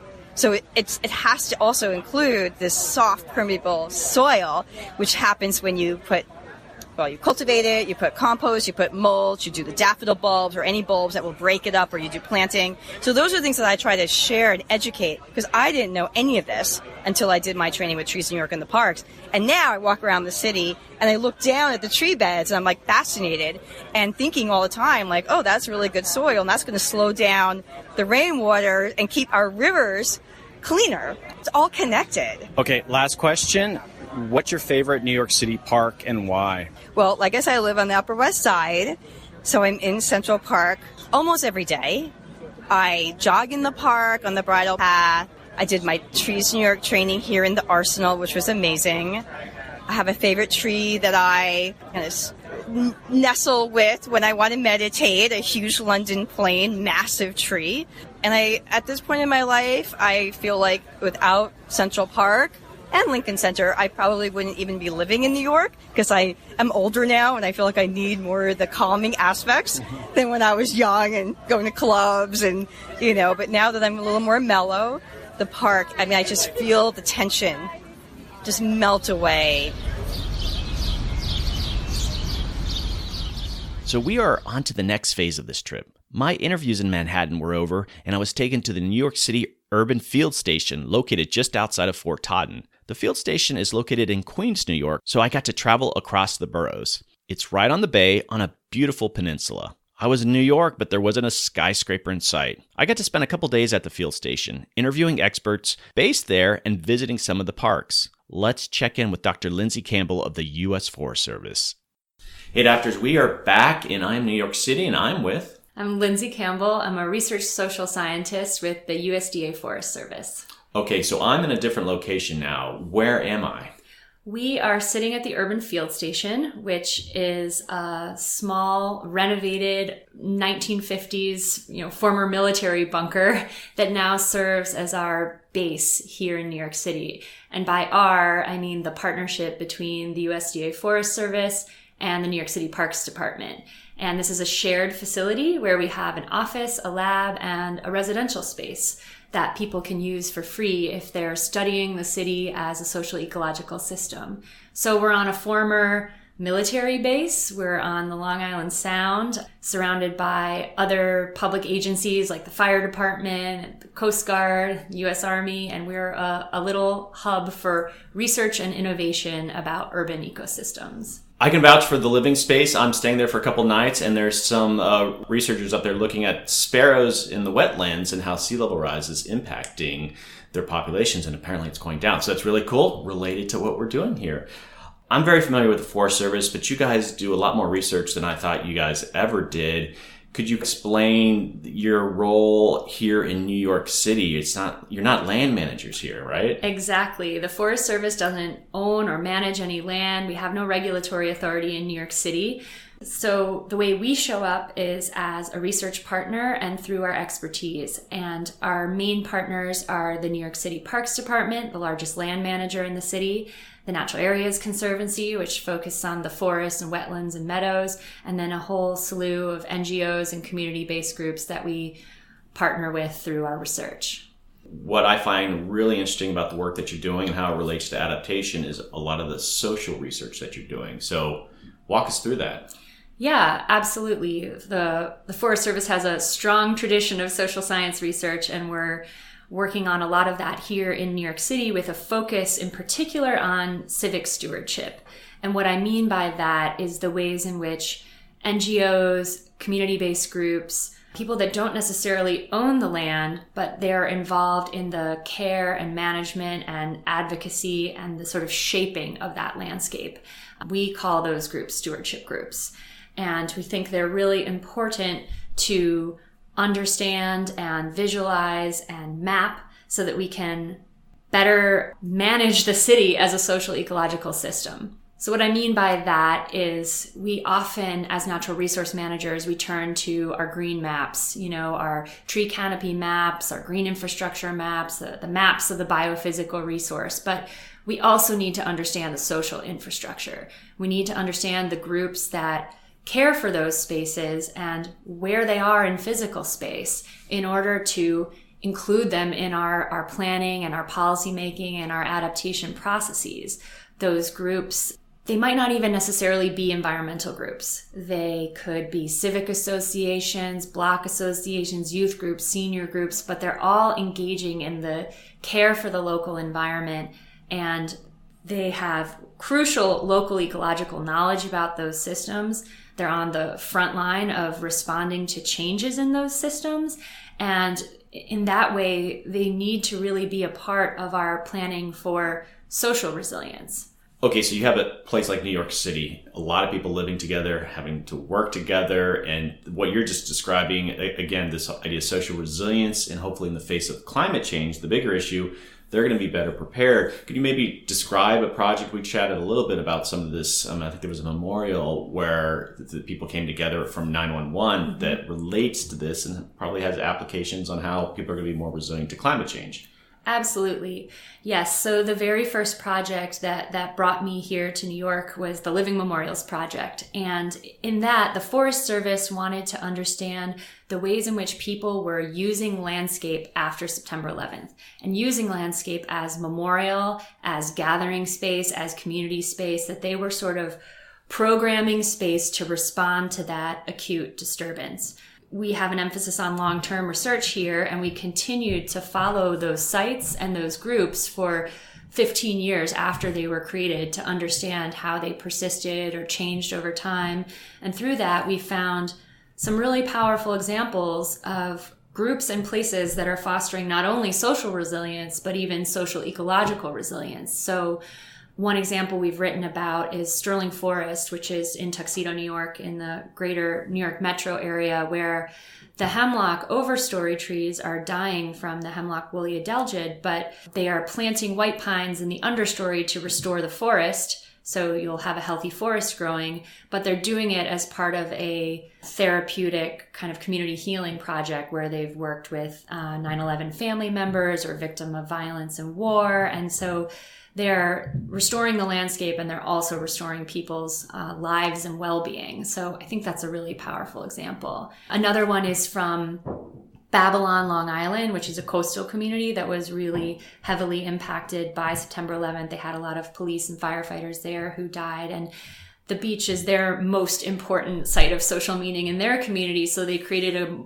memorial on the barrier island, but instead of it just being granite and steel, they revegetated the dunes with native grasses. And actually that memorial, which was planted all with volunteers, sustained Hurricane Sandy really well. So it was this performative landscape in both senses of the word. It sustained coastal impacts, but it also connects community members as a site of remembrance and healing.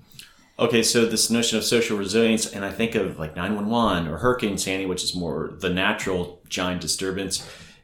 With the research that you do at looking at metrics of what really is social resilience, do you feel that New York has always been socially resilient? Can you say today they're more resilient because of responses to these big events? Can you kind of dig down to that level and define what resilience is? Hard to talk about the condition of the system overall over time being more or less resilient. But I think what we've tried to emphasize are how to know social resilience when you see it, right? There are a lot of frameworks and concepts out there, but what we've tried to do is operationalize those down to things that people could actually see in the landscape that might be kind of building blocks of resilience and the ways in which those connect to stewardship. We've looked a lot at the role of stewardship in this context of disturbance, many different kinds of disturbances, like you mentioned, acute ones, Hurricane Sandy, September 11th, but also slower moving disturbances like invasive pests or chronic disinvestment. And what we found is it's this patterned human response for people to want to be involved in knitting their communities back together, including through greening practices. Trees, flowers, shrubs, they're accessible. They're something that kind of anyone can get their hands around for the most part. And people need space to kind of shape the landscape to their needs. So when I say, how do you know resilience when you see it? We've looked for these indicators, things like place naming, place attachment. The fact that a group gives a place a special name, that's a sign that they're investing their care into that site. We look for social cohesion and social networks, meaning people working together to kind of solve problems collectively. We look for social trust. I mean, these things that can be very hard to see are some of the fundamental building blocks of social resilience. And I think it's so crucial because we've learned this lesson again and again that we don't want to adapt to the prior disturbance because the next disturbance isn't going to look the same. So after Hurricane Sandy, rightfully there was a lot of attention on the coastal vulnerability of New York City, but we remain vulnerable to heat stress, to failures in the grid, to winter storm events, to precipitation events. It's been raining all week. And in that, we need to see the role of these community-based groups in sort of really being on the ground, having a sense of community priorities, community needs, community sites of social meaning, that we need to sort of harness and learn from that local knowledge in our adaptation planning. And if we don't, we do that at our peril. So this concept of managed retreat is coming up more and more in places like Florida, but as I discovered that New York City has a tremendous amount of coastline. You're doing a lot of social science research. Are you looking at managed retreat yet? We haven't looked here at the field station specifically at managed retreat. We have some colleagues in academia that have started to look into that.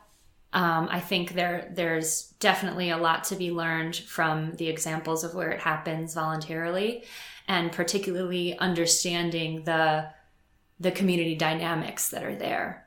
I think, again, paying attention to these grassroots and local civic groups and the way in which their sort of voice and the networks that they create plays a role in shaping outcomes, I think is really crucial. I know the Staten Island case had a very kind of vocal and organized local community base that said, yeah, it's time, we're ready to do this, And so I think our planning solutions for climate change, like I said, they cannot be top down, or they're destined to fail. They need to bring community into decision making in a meaningful and inclusive way. And so, yes, we need public fora, public comment periods. We need all those sort of government-led processes, but we also need to stop and listen to what communities are sort of organically telling us already. And that's a lot of our work with stewardship mapping, is just to try and identify these hyper-local nodes of their pockets of community knowledge and organizing that need to be recognized and built upon as part of these adaptation conversations. With the work that we did after September 11th, looking at the role of stewarding the landscape after that disturbance, we sometimes got pushback that was sort of a singular event in American history. And of course, we would expect to see this kind of a response. But through our research and through our partnerships and through conversations that we've had nationally and even globally, we've found that actually this stewardship in the context of disturbance and recovery is really, a patterned human response. So whether it's wildfire, invasive pest, tornado, disinvestment, community stewardship has a role to play in that longer term recovery cycle. And that's why we've started to use the phrase green responders. So yes, we need first responders. We need to stabilize life and property and really focus on that immediate response stage. But natural resource managers and planners and community stewards all have a role to play in that longer term timeline of recovery and planning and adaptation. What's your favorite New York City park and why? Oh, great. My favorite New York City park is Valentino Pier in Red Hook in my neighborhood. It's a tiny little waterfront site. It's got views of the Statue of Liberty. You can see the entire New York Harbor, but also it has a little piece of soft shoreline where people put in kayaks, where people's dogs play in the water. And that's so rare and precious. Our coastline is really hardened and has a lot of bulkheads. And it's just this glimpse of what a more naturalized shoreline might look like. And it's a community hub in its own right. It's my favorite park. Hey Adapters, we are back and I am with Peter Lechnir of New York City Parks Department. I'm a forest restoration project leader and I work generally in the Bronx, but we are a citywide agency. What's some of the work that you're doing? What's like a day-to-day thing for you? So day to day, we restore degraded areas throughout the natural areas in New York City. I'm on the upland forest restoration team, and generally we go into areas that have been blown down by storms or degraded due to construction, and then we plant native species that should be there and try to protect them as they grow. Okay, let's talk a little bit about Pelham Park. This is actually a large park in New York City most people have never heard of. I never heard of it until I came for this episode. Talk about sea level rise and how's it impacting some of the restoration work that you're doing? Yeah, Pelham Bay is the largest park in the city, over 2,700 acres, and it's right on the Long Island Sound. We're continuously seeing areas that are flooded throughout the year that really haven't been flooded just 5 years ago. And so it's kind of shifting the species that will be able to live there long term. So if you plant a tree in a flooded area, maybe it can make it 10 years. But if you're looking for longevity and getting the most benefit out of taxpayer dollars, and when we put these trees in the ground, we really want these native areas to be secure with strong, old growing canopies. So we're having issues predicting where these flooded spots are going to be and how long they're going to be there. And it kind of looks like a lot of areas are going to be flooded more often than not, which really limits the diversity of the palette we can plant in a certain area. Okay, I think a lot of people struggle, and I'm originally from Florida, is that you can plant restoration around long-term sea level rise, which is one thing, but then you have a storm event, which is another thing, and how do plants kind of cope with those two extremes? And I guess the disturbance of a storm probably weighs more heavily than long-term sea level rise planning. Yeah, and a lot of our work is in upland forests, but what we see now is we'll have these storms come through that are really intense, and the soil, when it's really saturated, the roots aren't as strong as they can be when the soil is, infiltrating the water, and then we'll get species like black locust, which generally spread through suckers, so they don't have a deep taproot system. We'll get a storm event that comes through. It'll knock down the black locust in the center of a really secure native forest, and then we'll have to go in and make sure that the invasive species don't blow up, because they generally like disturbance and sun. So when you have an oak hickory forest with a patch of black locust, which is not native to this region, when that patch of black locust gets knocked over by a storm, you'll have a species like mile-a-minute regenerate or generate in that area and then blow up and kind of take over the habitat and create a monoculture. Well, if you could briefly describe that, it's a great name, mile a minute. And if you think of shifting climate regimes in New York having to deal with things, mile a minute is now this big issue that you're dealing with, right? Right. Yeah. It's been shown to grow 6 inches a day, and it is a vine-like growing weed. What it does is it clings onto the small trees. So when we plant a tree, if it's only 5 to 15 feet tall, the mile a minute can grow up over the top of the tree. And then the skeletons in the wintertime, they will be over the top of the tree. And when we get a heavy snow, it'll snap the tree because it lands on the skeletons of the tree. The tree has lost its leaves in the winter, so the snow would generally shed off. But these skeletons of vines over the trees will actually snap the trees. So that's one of the issues, among many other. It totally shades out everything else. It won't let our native flowers thrive or other herbaceous layers. So the issue of adapting to climate change, it's probably showing up on your plate a lot more. And you're an ambassador to the public. You interact with the public on occasion. How's that kind of coming up? How's it being an issue for you? Generally, when people ask about what we're doing, they're wondering, what species are you planting? And when they see us planting into a flooded area, they're asking, are those trees actually going to live there? And we go into the spiel of, we're adapting, on a regular basis to plant species that can handle these conditions. We are running out of areas that are generally drier or as dry as they should be. So we explain to them that we have to switch the way that we're restoring these areas to adapt to this really rapid changing thing going on. They ask about, areas why we selected them, and then we can just show, this canopy got knocked down by that really bad storm that happened last August, and they'll say, yes, I remember that storm, and it's a shame those huge 100-year-old oak trees got knocked over, and then we can explain why we need to secure these areas and do what we do. What's your favorite New York City park and why? My favorite park is Pelham Bay. It's the largest park in the city. It has so much to offer. It has a beach.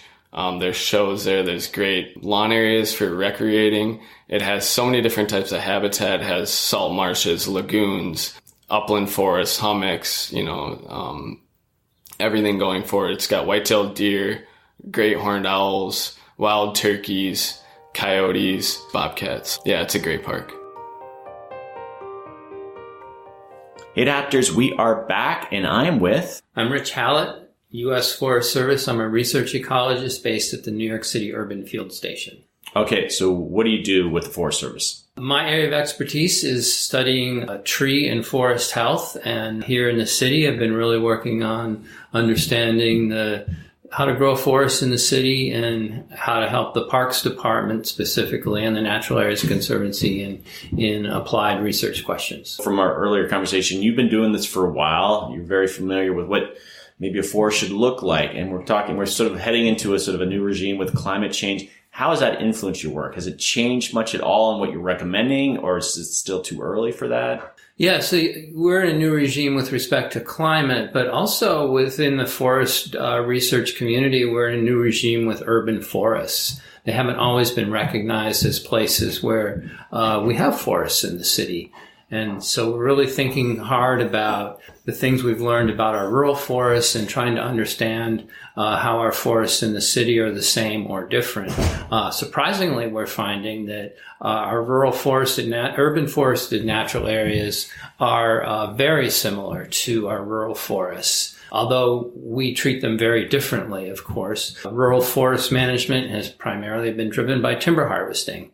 And of course, in the city, we're not extracting timber or board feet from our forests. Our forests are giving us things like ecosystem services, beauty, and cultural services. Sometimes it's hard to explain the value of forests, especially urban forests, even though we think they're pretty, but there's pollution areas that, they mitigate against. But now we think about the impacts of climate change, rising temperatures. So there's a cooling effect. Has that been sort of a demand placed on your kind of work where you're sort of explaining these kind of new, and they're not necessarily new, but these additional benefits of having a healthy forest? Yeah, definitely. The urban heat island effect is real, and it turns out that trees can act like great big air conditioners. They transpire a lot of water and cool the surrounding environment. But also, on the other side of that, the urban environment is not the environment that trees evolved to grow in. So we are asking a lot of our urban trees, and one of those things is to cool the environment, but we're also trying to understand the impacts of that increased temperature regime on the health of the trees.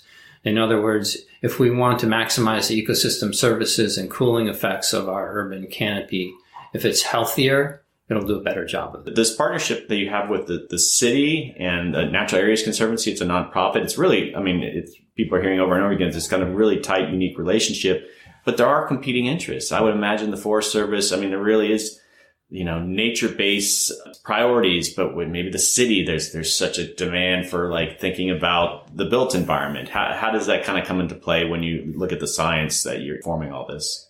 I don't really view that as competing interests, as more of maybe complexity and complementary goals. I have a specific skill set and mandate to do research and design studies.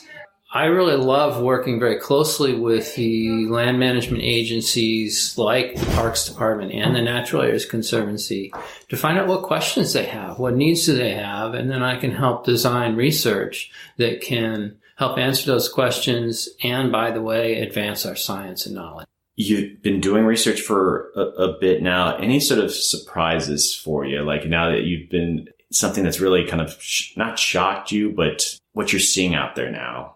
Yeah, I've been thinking about this recently. I've always loved being outdoors and loved trees, and spent most of my time studying forests in our national forests and rural areas. And since coming to the city, it's given me a whole new appreciation of how truly amazing trees are. They're incredibly resilient. They have so much more value than just the board feet they produce. We're recognizing that in our national forests, but when you move into the city and see how people respond to trees and the green spaces they have access to, it has given me a truly new appreciation for the value of trees and forests. Great way to end this. Last question, and what's your favorite New York City park and why? My favorite New York City park, it has to be, Inwood Hills Park. It's amazing to me because it's on the island of Manhattan, one of our most densely populated areas in this country, and there's old growth forest there. You can walk into that forest and it's like you're in the mountains. Adapters, we are out in the woods, and I am with Peter Lechnir. And where are we? We're in Pelham Bay Park. It is in northeast corner of the Bronx. We chatted earlier, but we have a chance actually to get out in the field, and I want you to sort of explain what's going on here. There's some tree plantings, and could you tell the story of the different heights of these different trees, even though you planted them at the same time? Yeah, so behind us we have some tulip poplars and some sweet gums. They're native trees to this area. At the time of the planting, which was fall of 2014, we didn't really have a high deer density. The deer density has shot up drastically in the past 5 years. So tulip poplars grow really fast, and sweet gums are not preferred by deer. So those trees are 10 to 15, even more than that in height right now, whereas species such as hop hornbeam and smaller oaks are still only like 2 or 3 feet tall, very small, but they're all the same age. So it just goes to show the impact that the high deer density is having on our plantings. Okay, I want you to help my listeners visualize, what am I looking at? There's this plastic sheath over this tree that's 12 inches tall. It's the same age as these 15-foot tall trees. What's going on with these plastic sheaths? It's creating some trouble that they have to grow in these things, right? Right. So we just started installing tree guards. They're roughly 4 feet tall. And so what they do is protect the tree from getting browsed on. That's their main purpose. So the deer won't be able to attack the tree until it gets up out of the top of the tree guard. So the tree guards, they'll make the tree grow really fast. One issue with that is the tree, since it's protected by a guard that is staked into the ground, is not able to wobble back and forth in the wind, and that does not allow it to send out its roots to strengthen its root system. So when we slide the guards off, after even being on for a few months, the trees will flop over because they're growing at such a fast rate that they get really top heavy, and the stem is more rubbery and not solid like it should be. Okay, tell me the link between deer and climate change. It's really complicated. You're going to keep it simple. But I'll keep it simple. All right, sorry. Deer, as a lot of other species, they thrive in warmer conditions. Historically, we used to have 8 to 10 roughly deer per square mile in this region, could be even less in degraded habitats. We're currently at 41 per square mile in Pelham Bay. One issue is we don't have the predators we used to have. Another is the climate is so moist and warm all the time. There's constant food and there's no threat of danger for them. So they basically just hang out and consume our native plantings 24/7. They just keep repopulating and there's no end in sight until we possibly get a disease that comes in and takes them out, which is also diseases such as EHD, which are transmitted by midges in the Midwest. A disease like that, if it would get here, some people have shown that with climate change, it's going to be much more severe, and it can take out deer populations at a larger level than it ever has before. Look at all this attention being paid to these trees that are in these sheaths. As an adaptation action, why don't you just give up on them? They're not stepping it up. They're not dealing with this deer population growth that you can't control in other ways. So why keep planting these things? Well, I feel it's our responsibility to use adaptive management. These trees have been purchased, and they're everyone's trees throughout New York City or whoever visits here. We all share them equally, so it's our job to ensure their survival.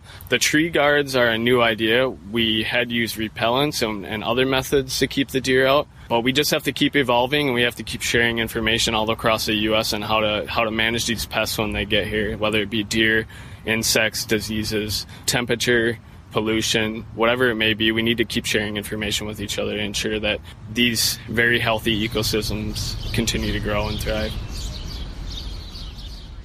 Our journey is almost over, so I wanted to check in with Ian Leahy, the Vice President of Urban Forestry at American Forests, to talk about what's next for urban forestry and climate adaptation. Hey, Adapters, I am back, and I am with Ian Leahy, Vice President of Urban Forestry at American Forests. Okay, listeners, Ian has been my point of contact for this episode, and I want to give you guys some context of how this episode all came about. So, Ian, tell me a bit about why are you working with the Forest Service, Natural Areas Conservancy, the city parks in New York? What's that whole partnership about? Yeah, New York City is really a leading laboratory in our field. They have just the visibility, the resources, and just vision to really try new things and see what works and sometimes what doesn't work. But so as a national organization, we really learn a lot from what's happening in that city. Like the Urban Research Station at the Forest Service is really a leading group in terms of research and equitable implementation of tree canopy projects. The Natural Areas Conservancy has really taken managing large open spaces, which are actually more prevalent in New York City than people realize, and really elevating their role in the climate conversation and in the workforce development conversation. So we probably wouldn't even be doing this episode unless it was the Vibrant Cities program that people have probably heard a couple times already before, but could you elaborate on that program? So Vibrant Cities Lab emerged from an idea that all of our really great technical resources as a field were just scattered, buried in government websites, And I really want to just elevate the visibility of a lot of really great work our field has been doing for decades now. So we got together with the U.S. Forest Service, the National Association of Regional Councils, and kind of brought this vision together of creating this hub online called the Vibrant Cities Lab that could really just be a one-stop curated shop for our field. So that anybody, even if you don't think about trees, you don't work with trees, you're like, yeah, trees are great, whatever. But it's a way to kind of take our field's expertise and speak to you. So one part is the Make the Case section, which has a summary of all the latest research on the impacts toward fields like education, transportation, some more typical ones that you might think of as air and water quality, but human health as well. And really just gearing the portions of our field that speak to those audiences that are trying to address specific needs, like improving test scores, reducing respiratory illness, reducing crime rates. A lot of people don't realize how much urban trees actually contribute to that. And the important part is Vibrant Cities Lab isn't a propaganda website. It really lays out the latest research, pros and cons, so that you have a trusted source to go to. So a lot of times, for example, people say, hey, I don't want trees in the parks. I don't want another place for criminals to hide. Fair point. And the research shows that in poorly maintained parks, that is a very real situation that could occur. But the research also finds in parks where the trees are invested in, the green space is being taken care of well, it actually reduces crime. So really getting that message out there.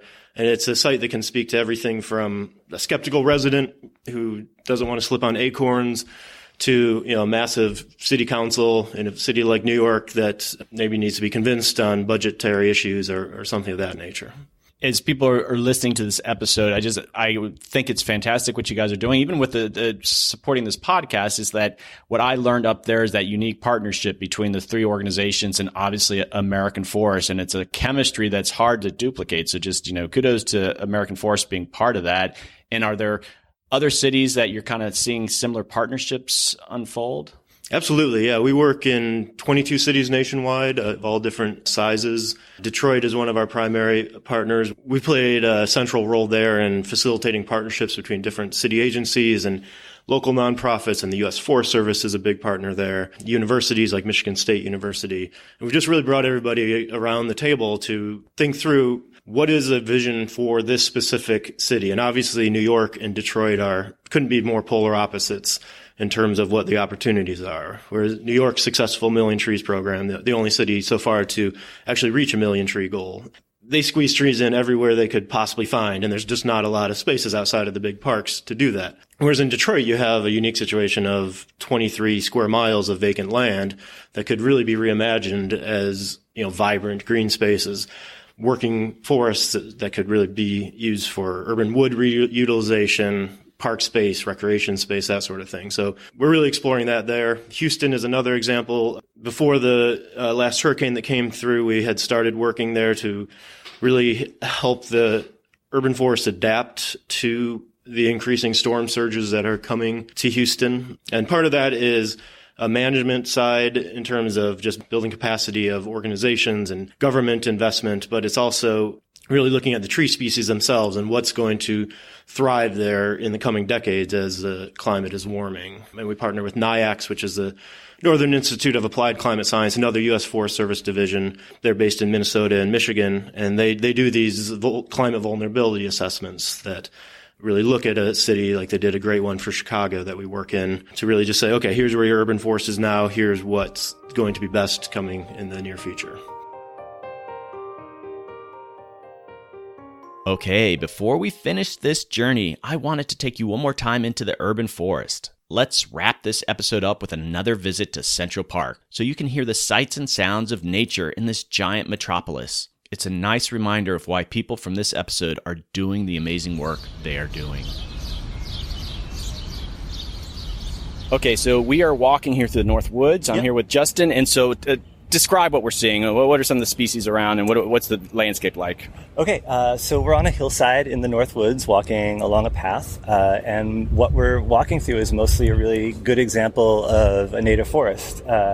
In the overstory, some of the largest trees are oaks. This is a red oak, and further back was a very large white oak. We're seeing some black cherry in the overstory and midstory, and then Down in the understory, we're seeing some maple and some hickory, some elm, and some sassafras. So it's a really great mix of native species. And of course, there are going to be some species here that aren't native. I see some mulberry around, and I saw a tree of heaven back there a little ways. But this is a forest that has had time to recover, has been a forest for quite a long time, and is comprised of mainly natives and is holding sort of its character as a native forest, even though it's in an area that is prone to a lot of invasion. My bird watching listeners would probably be able to identify some of the sounds, but what are some of the birds we're hearing? Oh gosh. Well, let's see. What have I seen around here recently? We're definitely hearing jays, blue jays. We're definitely hearing robins. I heard a mockingbird earlier. We passed some mallards. There's a snowy egret that lives in the lake right down below us that I see frequently.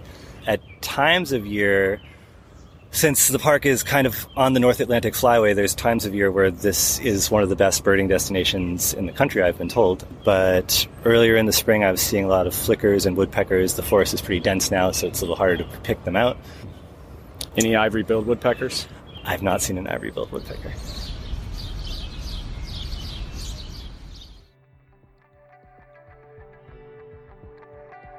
Okay, Adapters, that is a wrap. I hope you enjoyed that journey to New York City.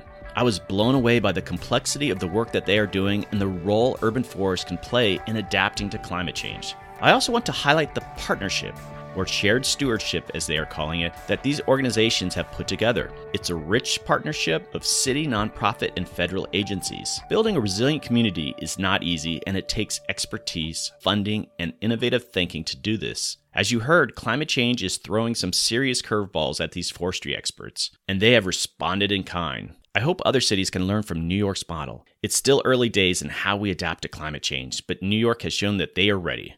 I look forward to telling more stories in the years ahead on what Gotham is doing to adapt. I'd also like to thank American Forests again for generously sponsoring this episode. And thanks to my host in New York, especially Caton Boas, who arranged my travel and juggled a very complex interview schedule. Everyone I worked with there was gung-ho to participate, and it made my job that much easier. Thanks again for participating, guys. And thanks to Ian Leahy at American Forest for making all the things happen behind the scenes. I have extensive links in my show notes if you want to take a deeper dive on the work they are doing, so definitely check those out. Also, if you and your organization are interested in partnering on a specific podcast like I did here in New York, let me know. There are so many stories to tell on this emerging issue of adaptation. Let's see if we can collaborate on a future episode. Also, if you are interested in having me speak at a public or corporate event, please reach out. I've been doing some keynote presentations and they are so much fun. I share stories from the podcast and my own experiences in adaptation, and I talk about science communication and the value of podcast. You can contact me at americadapts.org. Just look for my email on that site. On that note, I love hearing from you. I mean it. Just say hi. If you have an idea for guests, let me know. It's the highlight of my week. I'm at americadapts@gmail.com. Okay, Adapters, keep up the great work. I'll see you next time.